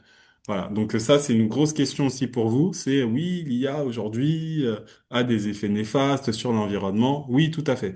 Mais par contre, utilisez, encore une fois, pour vous ramener à votre responsabilité, utiliser l'IA doit faire partie de votre stratégie globale de l'impact environnemental de votre structure. En utilisant l'IA, vous devez comprendre aussi que derrière, vous pouvez pas tout avoir. Et ça va peut-être vous amener à changer aussi certaines pratiques, certaines choses dans votre organisation pour pouvoir équilibrer votre balance d'impact environnemental.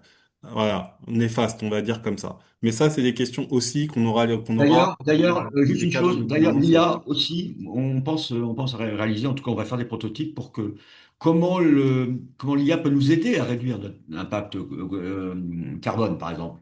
C'est-à-dire que l'IA peut nous aider sur ces stratégies-là, elle-même. C'est-à-dire nous donner des conseils pour, sur nos différentes activités, améliorer nos impacts environnementaux.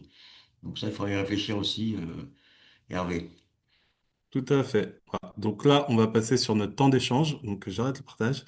Et je vais déjà poser les questions là qu'on nous a posées, Jean. Je te les pose directement. Donc dans le forum, enfin dans le chat.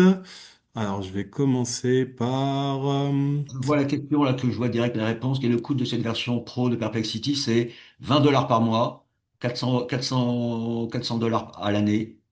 Voilà, par contre, à chaque fois que vous rajoutez un collaborateur, c'est 400 dollars par an.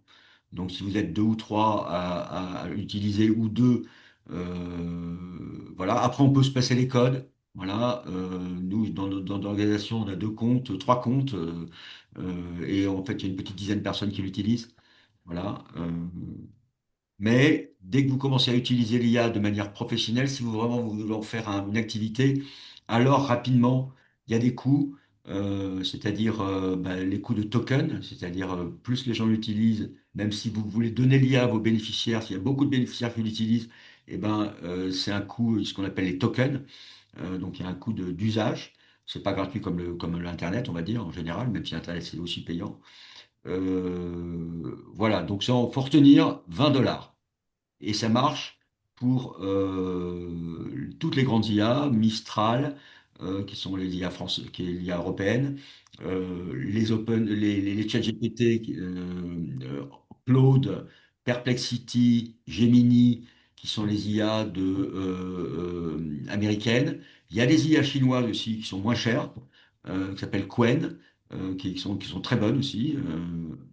Voilà, donc vous avez le choix aujourd'hui, depuis maintenant 3 4 ans que c'est sorti, de manière commerciale en tout cas. Il y a tout un choix, donc on serait d'ailleurs, si vous voulez, heureux de vous conseiller sur ces différents choix, mais il faut retenir que c'est à peu près 20 dollars par mois, 400 par an.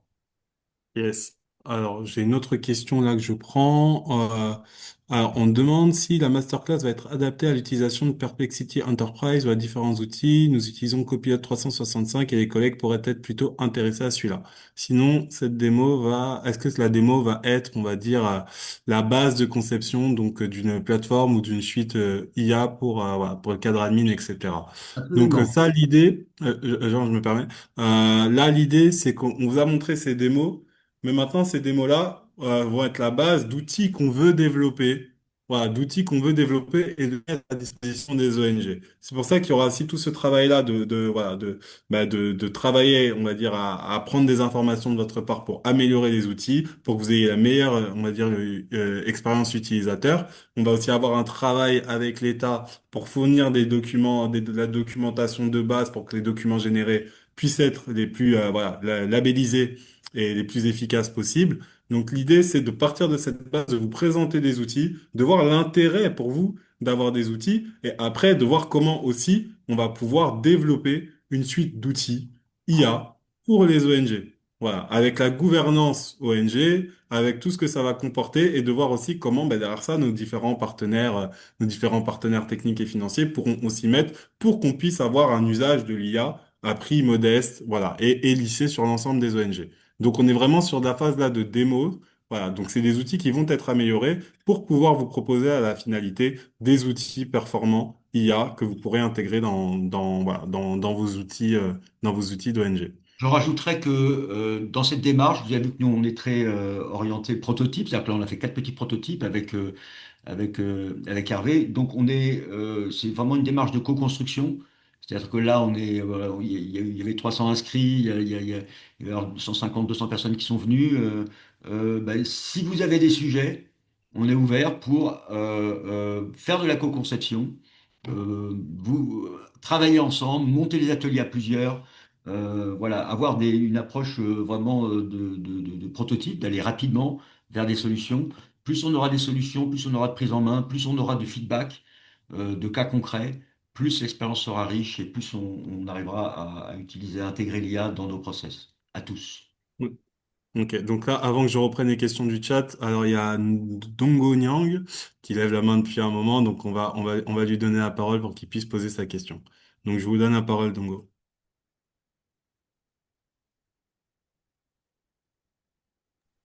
Allez-y, Dongo Nyang, vous êtes là? votre micro.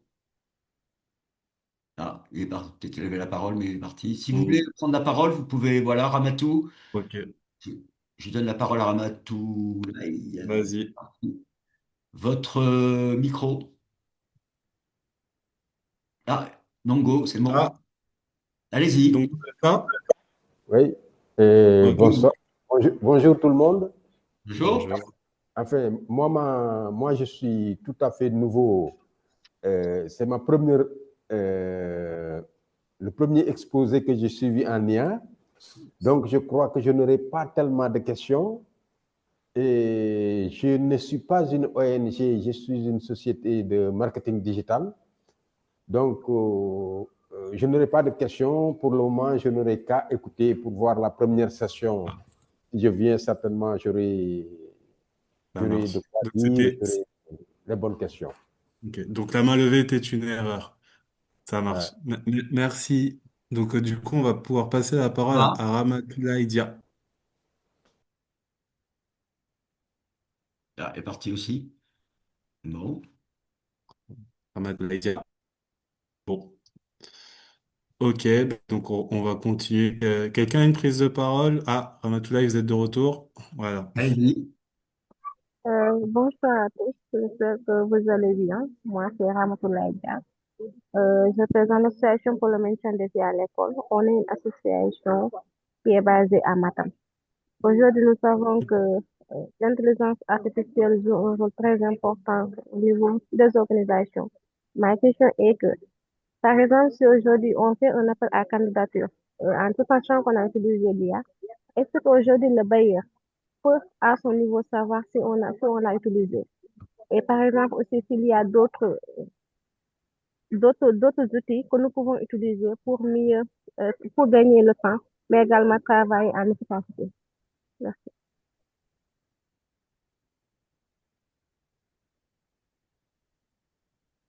Bon, je te laisse la main de la réponse là-dessus. J'ai pas bien entendu, moi. Alors la question c'est en fait donc Ramatoulaye nous vient de Matam et J'ai donc la entendu. question tu m'entends? Tu Oui, nous j'ai entendu entends? ça. Oui, j'ai Ok. entendu ça. Ok, très bien. Donc, et en fait, elle demandait si, il y a de l'usage d'intelligence artificielle, peut-être par exemple de la réponse à des bailleurs et autres, est-ce qu'il peut savoir qu'on a utilisé de l'IA? Voilà. Et est-ce qu'il y a d'autres outils aussi qui existent qui peuvent permettre de gagner du temps? Je ne sais pas si je résume bien, Ramatoulaye, Oui, ce que vous alors avez dit. oui, absolument. Donc, il y a des outils, donc effectivement, il saura que vous avez utilisé l'IA. Euh, Si vous l'utilisez vraiment de manière un peu plus sérieuse, vous n'allez pas juste copier les questions de l'appel d'offres et demander les réponses. Vous allez faire, comme on l'a fait aujourd'hui, un vrai travail, c'est-à-dire vous allez lui donner beaucoup d'informations sur votre activité, vous allez lui demander de répondre effectivement à l'appel d'offres, mais ensuite vous allez travailler la réponse.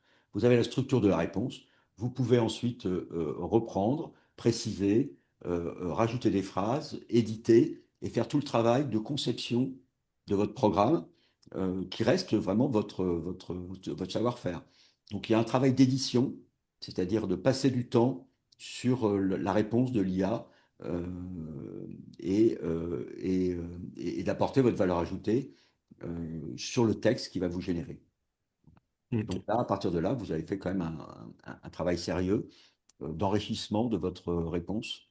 Et c'est justement ça qu'on veut faire, nous, avec la Plepfong, c'est pouvoir considérer que ce travail a une valeur et dire aux bailleurs qu'on travaille avec l'IA.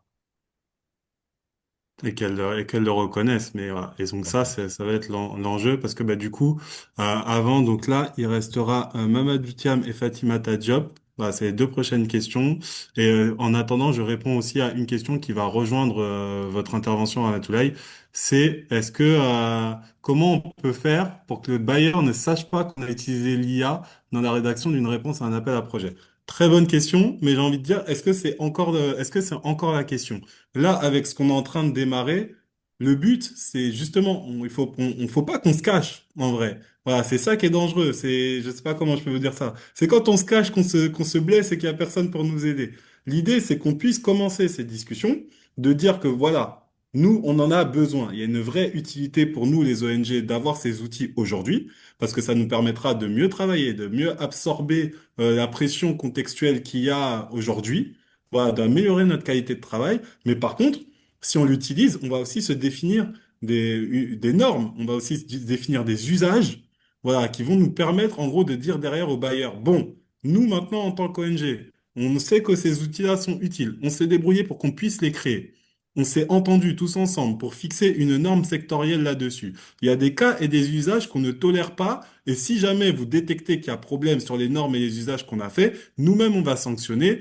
Et on vous invite à sanctionner les structures qui ne respectent pas cette norme collective qu'on s'est définie. À partir de là, derrière ça, moi, si j'assume que j'ai utilisé, je sais pas, comme j'ai dit, IA, ONG, on va voir comment on va les appeler, hein, tous ces outils, on a créé pour nous, par nous, voilà, pour nous et par nous, avec nos normes, etc., en termes de confidentialité et tout ça et tout ça. Derrière ça, on aura des moyens de porter plaidoyer pour dire, ben, qu'est-ce qu'on veut? Parce que là, aujourd'hui, il y a des ONG parmi nous qui sont aidées justement dans toute cette bureaucratie avec ces outils-là. C'est pas qu'elles font pas leur travail sur le terrain, c'est juste qu'il y a des soucis et elles ont besoin de ces outils-là pour pouvoir aussi exister. Donc aujourd'hui, est-ce qu'on a le droit de pouvoir aussi se faciliter la tâche, mais on va inclure ces bailleurs, ces décideurs dans nos discussions à ce moment-là, quand on aura constitué une base, un socle commun là-dessus.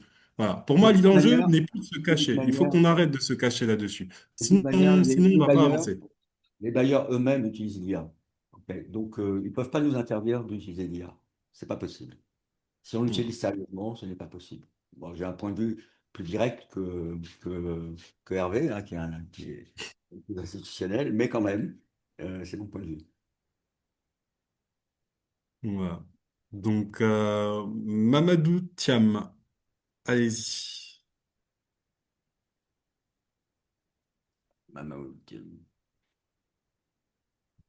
Oui, allez-y, micro. Euh, Voilà. bonjour, monsieur. Ah, Allez-y, c'est à vous. Micro. Oui, Votre micro, micro. votre micro. Mamadou, on vous entend plus, allez-y, micro. Rouvrez votre micro. Ou est-ce que je peux réouvrir votre micro? Tac, tac, tac. Non. Ah, voilà, vous êtes de retour. Ok, c'est bon.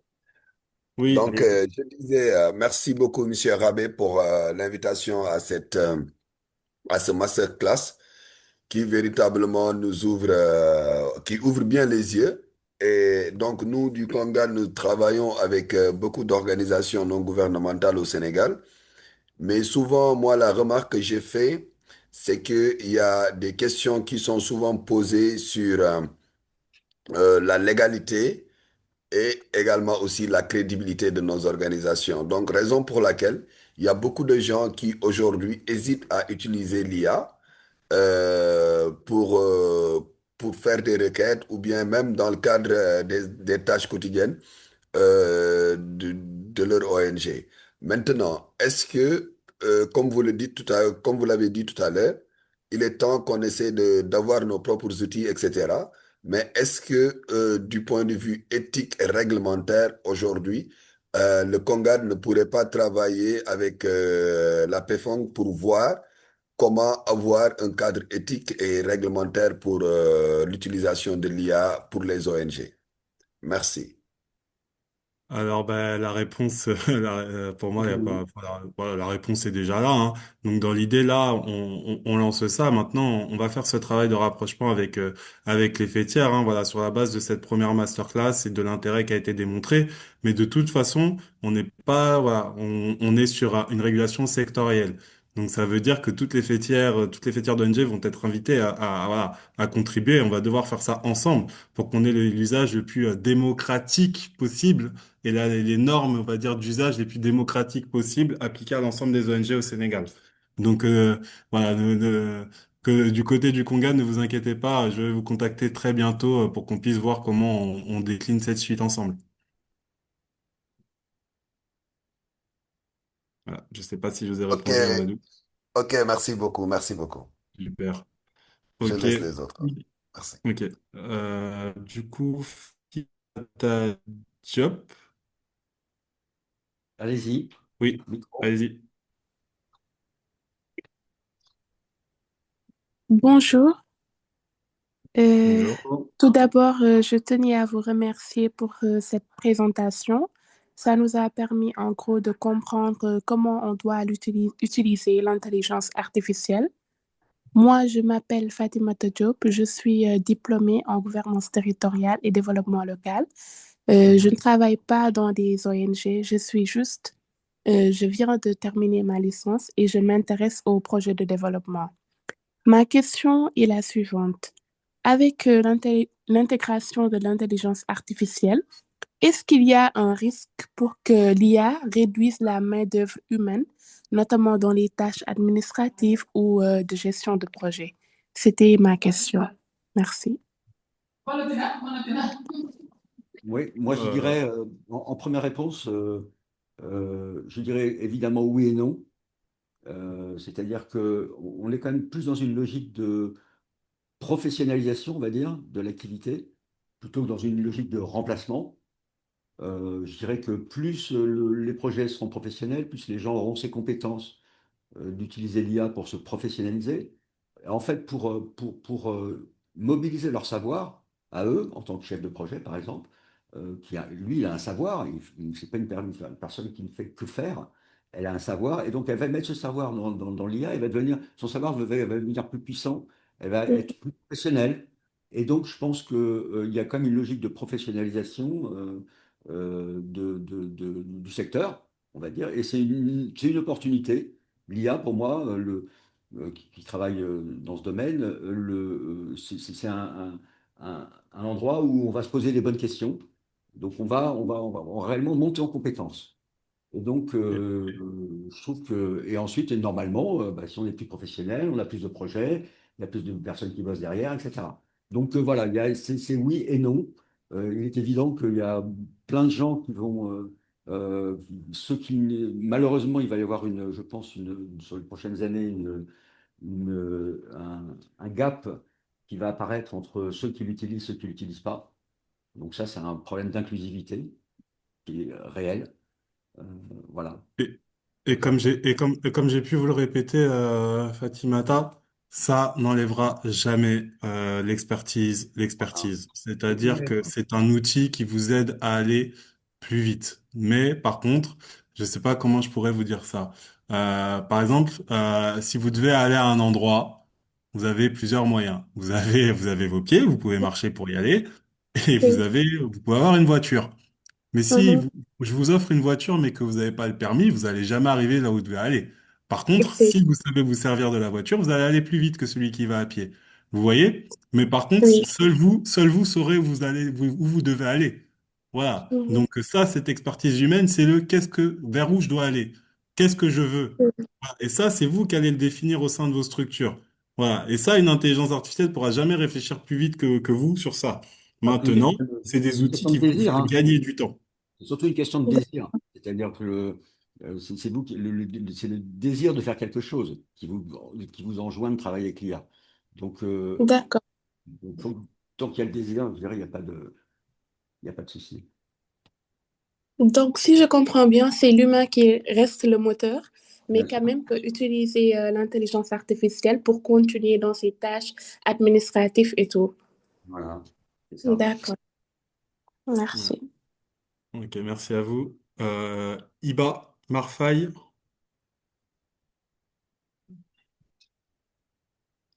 allez-y, vous pouvez ouvrir le micro. Bonjour Iba.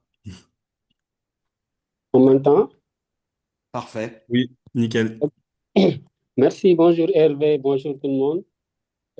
Merci pour cette initiative-là hein, et pour les interventions que j'ai trouvées très pertinentes et notamment surtout les perspectives de collaboration et de construction d'un outil ONG qui me paraît important parce que en fait, c'est toujours compliqué pour les ONG dans différents domaines où d'habitude les vraies préoccupations, leurs centres d'intérêt ne sont pas prises en compte par les outils classiques. Je pense que si on se rappelle bien, c'est ce qui a été à la base un peu du travail sur la charte, tout ça, parce qu'on pensait que voilà, ce qui existait n'était pas conforme. Donc, c'est bien pour moi d'avoir eu cette idée-là et d'y réfléchir. Il y a peut-être deux points, moi, que j'appellerais des points d'attention. Qu'on parle de la plateforme du Congat ou d'autres acteurs, en fait, on est des plateformes qui regroupent différents acteurs avec des identités différentes, des manières de percevoir différentes, et puis en fait, une gouvernance et une architecture institutionnelle assez différentes, avec des hiérarchisations parfois entre sièges, pays, et parfois également avec des structures qui ont des modalités de validation, de concertation assez complexes. Mhm. Il y a aujourd'hui des ONG. Si je prends l'exemple du GRET, hein, et je ne me suis pas présenté, je suis le représentant pays du GRET au Sénégal. Et je me rappelle des discussions, mais très récentes, sur est-ce on utilise les plateformes Facebook, X, tout ça, pour vous dire, c'est des années de discussion pour que les Grecs acceptent de commencer à les utiliser. L'IA aujourd'hui, c'est même pas un débat parce que éthiquement, en fait, il y a tellement de débats et c'est compliqué parce que c'est des ONG également qui ont une certaine lecture, un certain engagement et parfois avec même de la différenciation générationnelle qui fait que parfois, en termes de gouvernance, pour Ouais, c'est vrai. aboutir à valider des choses, c'est toujours complexe. Tu vois, des Ouais. structures avec cette identité-là, avec des chercheurs en sciences sociales qui se posent énormément de questions. Et donc, pour avancer avec la plateforme, on a besoin quand même déjà d'un certain consensus parce que, en fait, moi, ma vision, c'est que des choses peuvent ne pas bouger au siège et à partir des réflexions qu'on a sur le terrain, nous, on peut alimenter nos sièges et les pousser un peu à se saisir de certaines questions et à évoluer en termes de positionnement et de prise en compte de certaines innovations. Mais moi, je pense que ça, c'est important parce que quand j'écoutais parler, je me disais, mais tiens, moi, j'ai des outils aujourd'hui pour relancer ce débat-là au GREP parce que quand on parle d'IA chez nous, c'est comme si tu demandais d'aller vers des OGM, quoi. Ouais. donc, c'est une question assez complexe. Par contre, il y a d'autres membres de la PFON qui sont des structures très innovantes, très dynamiques et qui s'adaptent rapidement aux innovations. Donc, il nous faut, je pense, un cadre également pour si on va avancer ensemble dans ces réflexions. Donc, ça, c'était le premier point. Je dirais que ça a été long. En fait, le deuxième point, c'est toute la question relative à en fait, l'attention sur les droits d'auteur, sur le plagiat, parce que en fait, l'IA également, surtout quand tu utilises des IA basiques, elle ne produit pas de la connaissance, elle va chercher de la connaissance qui existe déjà et qu'elle va proposer. Et ces connaissances-là également, comme vous l'avez dit dans la présentation, ont besoin d'être challengées, d'être défiées, de sorte à sortir avec des choses qui vont les perfectionner. Et pas juste une reproduction à l'identique de connaissances et d'écrits qui sont déjà en ligne. Je pense que ça, c'est une question qui se pose également du point de vue éthique. Et je disais tout à l'heure sur le chat, parfois, quelqu'un me doit des rapports ou des livrables. Il va sur ChatGPT, il m'envoie un document. Le document, si tu vois déjà l'intitulé, c'est Python. C'est Ben oui. automatique.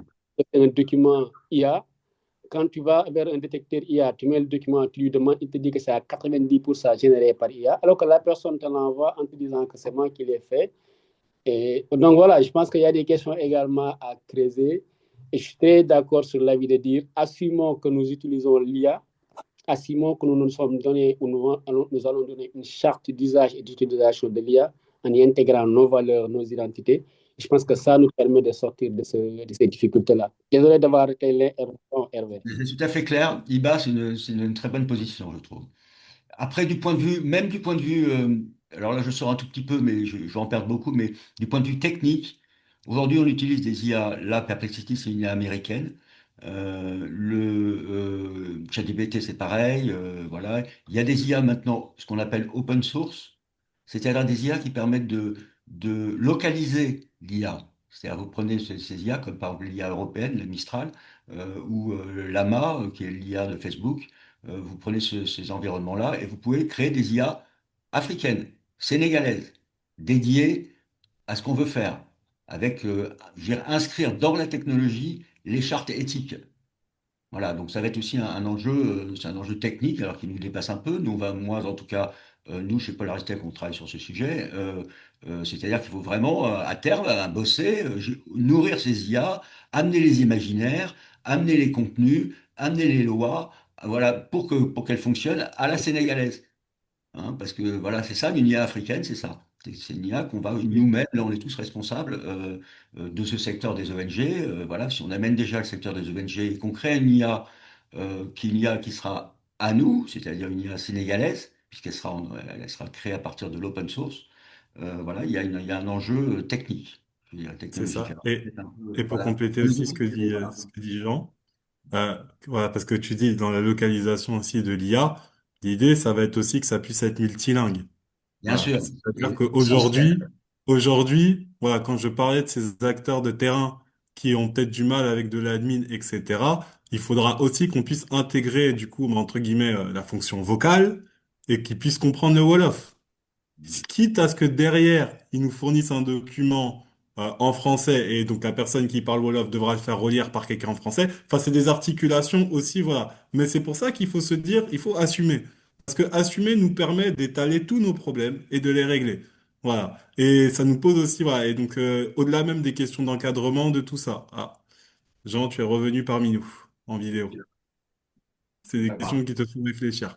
Voilà, donc ça a un peu répondu à tout ça. Bon, alors on prend les trois dernières questions. Ce sera Bokar, ce sera Diouf Sele et Yacouba Moumouni. Je suis désolé pour Oumar Ibrahim Ali. C'est les trois dernières questions parce que voilà, on est déjà à 1h30. Donc voilà, mais il y en aura d'autres, hein, des webinaires. Je vois que ça vous plaît, puis je vois que vous êtes encore nombreux. Donc voilà, donc on en aura d'autres, on aura des choses aussi plus sectorisées avec des postes précis, direction, grants, etc. Donc vraiment désolé, je sais qu'il y a beaucoup de Encore, questions, on Paco? prend les trois dernières. Donc Bokar, allez-y. Bonjour tout le monde. Alors, je vous remercie beaucoup pour la brillante présentation. Ma question, moi, c'est de savoir, parce que moi, je m'active un peu dans une ONG qui œuvre dans le volontariat, concrètement dans le développement communautaire. Et j'observe beaucoup qu'il y a plusieurs organisations qui collectent énormément de données sur le terrain que ce soit dans l'éducation, dans l'agriculture ou des projets sociaux. Cependant, ces données sont souvent peu exploitées de manière stratégique pour orienter en fait les décisions ou valoriser l'impact. Donc, selon vous, comment l'intelligence artificielle pourrait aider les ONG à mieux analyser et valoriser ces données de terrain afin d'améliorer voilà, la qualité de leurs projets et de renforcer leur crédibilité auprès des partenaires et de potentiels aussi bailleurs? Ouais, très bonne question. On a, il y a, comme toujours avec l'IA, il y a des solutions, hein. Donc, les premières solutions qui sont souvent, c'est des solutions un peu, comment dirais-je, pratiques, très pratiques. Par exemple, les données de terrain, on peut les recueillir en vocal, c'est-à-dire même sur un téléphone, sur votre téléphone, vous enregistrez, et puis tout de suite, ça le met en texte, ça le traduit en français, ça le range dans les grilles, ça analyse ce que les gens ont dit. Voilà, donc rapidement, on peut faire de la collecte de données directe. On peut enregistrer des films. Les films sont compris par l'IA. Vous enregistrez un film ou un interview, etc. Vous pouvez enregistrer l'interview en audio avec votre téléphone et tout de suite ça fait le rapport. Euh, Après, l'IA nous on l'utilise aussi souvent par exemple sur les carnets d'émargement. Les gens participent il y en a souvent, au Sénégal, il y en a toujours, participent à une formation, il y a un petit carnet d'émargement. Donc on a des fois on a 100, 200, 300 noms, prénoms, emails sur du papier. Donc ça, les IA peuvent scanner ça. Donc, on l'a fait beaucoup là cette année en Côte d'Ivoire. On a fait des grosses opérations là-bas. Il y avait des milliers de feuilles d'émargement. L'IA en reconnaît à 98%. Voilà. Donc il y a beaucoup de manières de récolter des données. On récolte aussi des données, par exemple, sur les réseaux sociaux, beaucoup. Quand on fait des campagnes sur les réseaux sociaux, eh ben, ces données peuvent être analysées par l'IA. Donc l'IA peut, à plein d'endroits, être utilisée pour récolter les données et vraiment écouter les gens à la source. Et voilà, donc il y a des solutions, je dirais, et c'est vraiment l'occasion de faire de l'écoute très précise et très quotidienne. Tout à fait. On vous a répondu, Bocard? Oui, parfaitement. Merci beaucoup aussi. Super. Merci, merci à vous pour votre participation. Diouf Sélé.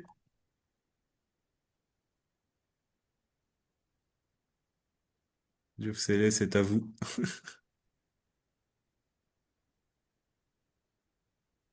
Ah, le micro est coupé au cas où.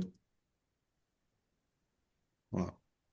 Voilà, C'est bon? parfait. Oui, parfaitement. Bonjour.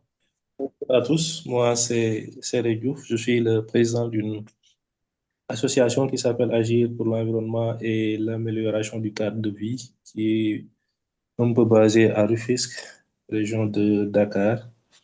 Mhm. Alors moi, mon interrogation est plus liée sur les prix. Déjà, félicitations pour l'organisation parce que ça permet de nous renseigner par rapport à l'utilisation qu'on peut faire. Ça permet aussi d'ouvrir le débat et de poser certaines questions que les gens peut-être n'ont pas des personnes ressources à qui la poser. Alors moi, l'interrogation est plus sur le volet financier. Comment faire pour disposer de l'outil payant de la meilleure des façons? Tout à l'heure, j'ai entendu l'autre monsieur parler du fait que peut-être les codes pouvaient se partager entre quatre, ou je sais pas, trois personnes. Je voudrais qu'ils reviennent sur ça et voilà, voir peut-être dans le futur des mécanismes pour permettre de faciliter aux ONG ou même aux OSC comme l'utilisation de l'IA, de la version pro, parce qu'avec la version limitée, on ne peut pas faire beaucoup de choses. Limite, on se lie au traitement de texte avec des limitations et tout. Voilà C'est la vrai. quintessence Vous de avez raison. l'intervention. Cette question Merci. vous avez raison, hein, cette question de l'abonnement pro et bon, $20, on peut pas dire que ce soit cher pour un occidental, c'est pas super cher. Euh, au Sénégal, ça peut devenir cher pour des associations ou des ONG qui ont déjà de moins de moyens, de moins en moins. Et donc, voilà, il faut qu'on trouve une solution. Euh, Concernant votre question précise, donc pour les 20 dollars ou les 400 dollars par an, le, on a un utilisateur. Moi, régulièrement, je partage les codes à trois quatre personnes. Voilà. Donc, euh, voilà. Avec des limitations, si le code est partagé, ben vous avez pas des recherches. Enfin, tout le monde voit vos recherches. Enfin, les quatre personnes voient vos recherches, donc c'est pas partagé. Voilà, il n'y a pas. Et voilà, il y a des Et, choses. À et part pour ça, compléter à part la ça, réponse, c'est très bien. Voilà. et pour compléter la réponse, au-delà de ça, l'idée aussi, comme je le répète, l'idée aussi là en démarrant comme ça, avec votre mobilisation, etc., ça va être aussi de voir dans quelle mesure, en produisant nous-mêmes nos propres outils, voilà, en proposant nous-mêmes nos propres outils, voilà, de rendre aussi la chose accessible au plus grand nombre, et voilà, de se partager la chose. Parce que là, actuellement, utiliser des modèles, donc voilà, des modèles qui sont pas développés par nous, c'est pas nous qui fixons le prix. Donc, c'est de voir aussi dans quelle mesure c'est des choses qu'on pourra réfléchir, de voilà, une fois qu'on aura conçu, de voir l'intérêt global, de voir aussi comment des partenaires techniques et financiers peuvent décider, on va dire, voilà, peut-être éventuellement de garantir une caisse commune qui permettra à l'usage de chacun à prix modeste, voire à prix quasiment nul pour certains types de structures qui n'ont pas les moyens financiers. Voilà, proposer ces grilles-là. Mais là, on démarre tout juste. Voilà, on démarre tout juste et là, on vous montre des outils qui existent. Mais là, les démos qu'on a faites, c'est des outils qu'on souhaite développer et vous mettre à disposition. Et donc, en gros, là, avec ce côté développement mis à disposition, voilà. Donc, ça changera aussi peut-être les tarifications. Puisque là, aujourd'hui, si vous avez, voilà, comme Jean a dit, bah, si vous voulez utiliser ChatGPT ou autre, eux fixent leur prix parce que c'est leur outil. Voilà.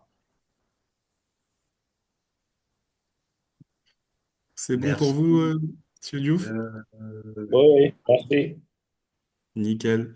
Et la dernière question, c'est Monsieur Yacouba Moumouni. Sachant que je réponds très rapidement à Oumar Ibrahim Ali, ce n'est pas une formation. Il y aura des formations qui vont être déclinées dans le cadre du programme. Donc tout ce qui est attestation, certification, on est encore un peu trop tôt. Là, on va dire, on se dit bonjour. Voilà. Pour le reste, on verra après sur les prochains temps. Voilà un petit peu. Allez-y, Yacouba. Oui, bonjour. bonjour, bonjour. Je ne sais pas si... D'accord, vous me recevez. Donc, moi, je suis Mama Laoli Yakuba Moumouni. Je suis au Niger, donc je travaille dans une organisation Habit Social qui Mhm. accompagne les ONG. Donc, tout d'abord, merci à M. Rabier et à Polaris de pouvoir avoir cette belle initiative de parler sur les IA, surtout beaucoup plus focalisé dans le domaine humanitaire. Donc, tout d'abord, j'ai des questions, mais avant de poser les questions, je voudrais parler, en tout cas, nous, concernant notre organisation, les bienfaits surtout les avantages que l'IA nous a procurés, en tout cas, surtout pour l'année 2025. Déjà, en 2025, en ce qui concerne les appels à projets, nous avons soumis 10, donc c'était 10 appels à projets sur lesquels, bon, avant ça, en tout cas en 2014, en 2024, quand on postulait, bon, en tout cas, on avait presque jamais même de réponse pour dire que, bon, voilà, tel dossier a été reçu. Mais en tout cas, quand on a commencé à utiliser l'IA en 2025, donc déjà, dans les 10 là, on a eu deux. Super. Donc, tout ce qui est rédigé, oui, tout ce qui ont été rédigés par IA, donc vraiment, et puis c'était, on avait des organisations aussi qui étaient beaucoup plus expérimentées que nous, mais côté technique, en tout cas, on avait travaillé sur ça avec l'IA et on a ravagé deux, mais les huit autres, vraiment aussi, par rapport à l'année précédente, en 2024, où on n'avait même aucun retour, les huit, vraiment, on avait des retours. Bon, voilà, merci d'avoir postulé au moins un retour positif comme ça. Oui, bien qu'on n'a pas eu ça. Mais dans les 10, là, on a eu deux. OK, merci vraiment. Donc, concernant les questions, c'est pour savoir si l'intelligence artificielle que vous avez présentée Perplexly, voilà, si elle est accessible aussi comme ChatGPT Gemini, c'est-à-dire un modèle réduit avec des questions limitées avant de payer. Voilà, ça c'est la première question. Et la dernière question, est-ce qu'on peut avoir, je ne sais pas si possible, le PDF pour la présentation ou au moins c'est l'enregistrement. Ok, merci. Bien sûr. Oui, Perplexité est en mode gratuit, il y a un mode gratuit. Voilà, vous vous inscrivez, D'accord, d'accord, mais bon, c'est limité. Mais vous, c'est déjà pas mal, d'accord. comme Ok, ChatGPT. merci. Mais vous avez D'accord, Perplexity, merci. l'avantage, c'est que vous avez accès à plusieurs modèles. Ça. Vous avez accès à ChatGPT, vous avez accès à Gemini, qui est celui de Google, vous avez accès à Claude Sonnet, qui est celui de Claude, Claude, qui est une entreprise qui monte dans ce domaine en ce moment. Vous Hmm. avez accès aussi à Grok, donc l'IA de Elon Musk. Voilà. Vous avez accès voilà, à plusieurs. Et puis vous avez aussi une très bonne recherche sur le web. Donc, Perplexity fait très bon pour faire des veilles, comme j'ai montré tout à l'heure, des veilles d'appels d'offres, etc. Ou des veilles de thématiques diverses et variées. D'accord, merci beaucoup. Voilà. Merci. Bon, ben, on arrive à la fin des questions. Donc, bah, il est peut-être temps de conclure. Bon, c'est même pas peut-être, il est temps de conclure. Donc, un grand merci à tous, vraiment un grand merci à tous pour votre participation sur ce premier webinaire. Donc, l'idée, c'est que c'est le premier, voilà, d'autres qui vont venir. Donc, comme je vous ai dit, c'est un programme large, ça va être un programme large, RAM numérique. L'idée, c'est qu'on va avoir des masterclass, on va avoir des temps d'échange autour des questions de gouvernance, d'éthique. Voilà. Et dans l'idée aussi, maintenant que vos inscriptions nous permettent aussi d'avoir une base pour vous tenir au courant des prochains événements, l'idée, on va aussi vous interroger. Est-ce que vous seriez intéressé par de la formation, par des choses comme ça? Donc, on va vous revenir. On va donc rester connecté, rester attentif. C'est un grand début. Voilà. Et vraiment, vous avez été voilà, vous avez été une grosse centaine de participants. Donc, ça démontre vraiment que voilà, quelque chose est en train de naître et on va le faire grandir ensemble. Voilà. Donc, merci en tout cas pour votre participation qualitative. Vous êtes restés aussi très, très, très, très, très nombreux jusqu'au bout. Donc, vraiment, voilà, je salue la mobilisation des ONG sur cette question. Voilà. Je remercie aussi Jean. Merci pour tout cet apport technique parce qu'on était aussi beaucoup de profanes dans notre milieu, tu sais. On est vraiment beaucoup de profanes là-dedans. Donc, merci pour toutes tes explications. Voilà. C'était super didactique, c'était super accessible et puis voilà. Tu ne nous as pas noyés sous des termes technocratiques voilà, qui nous auraient créé des maux de tête. Voilà. Donc en tout cas, ça continue. Restez à l'écoute et oui, on vous enverra, voilà, PowerPoint et la vidéo, voilà, pour que vous puissiez entendre des trucs, réécouter la démo de gens, etc. Voilà. Et puis je vous donne rendez-vous très bientôt. On vous tient au courant avec vos résultats de sondage, etc.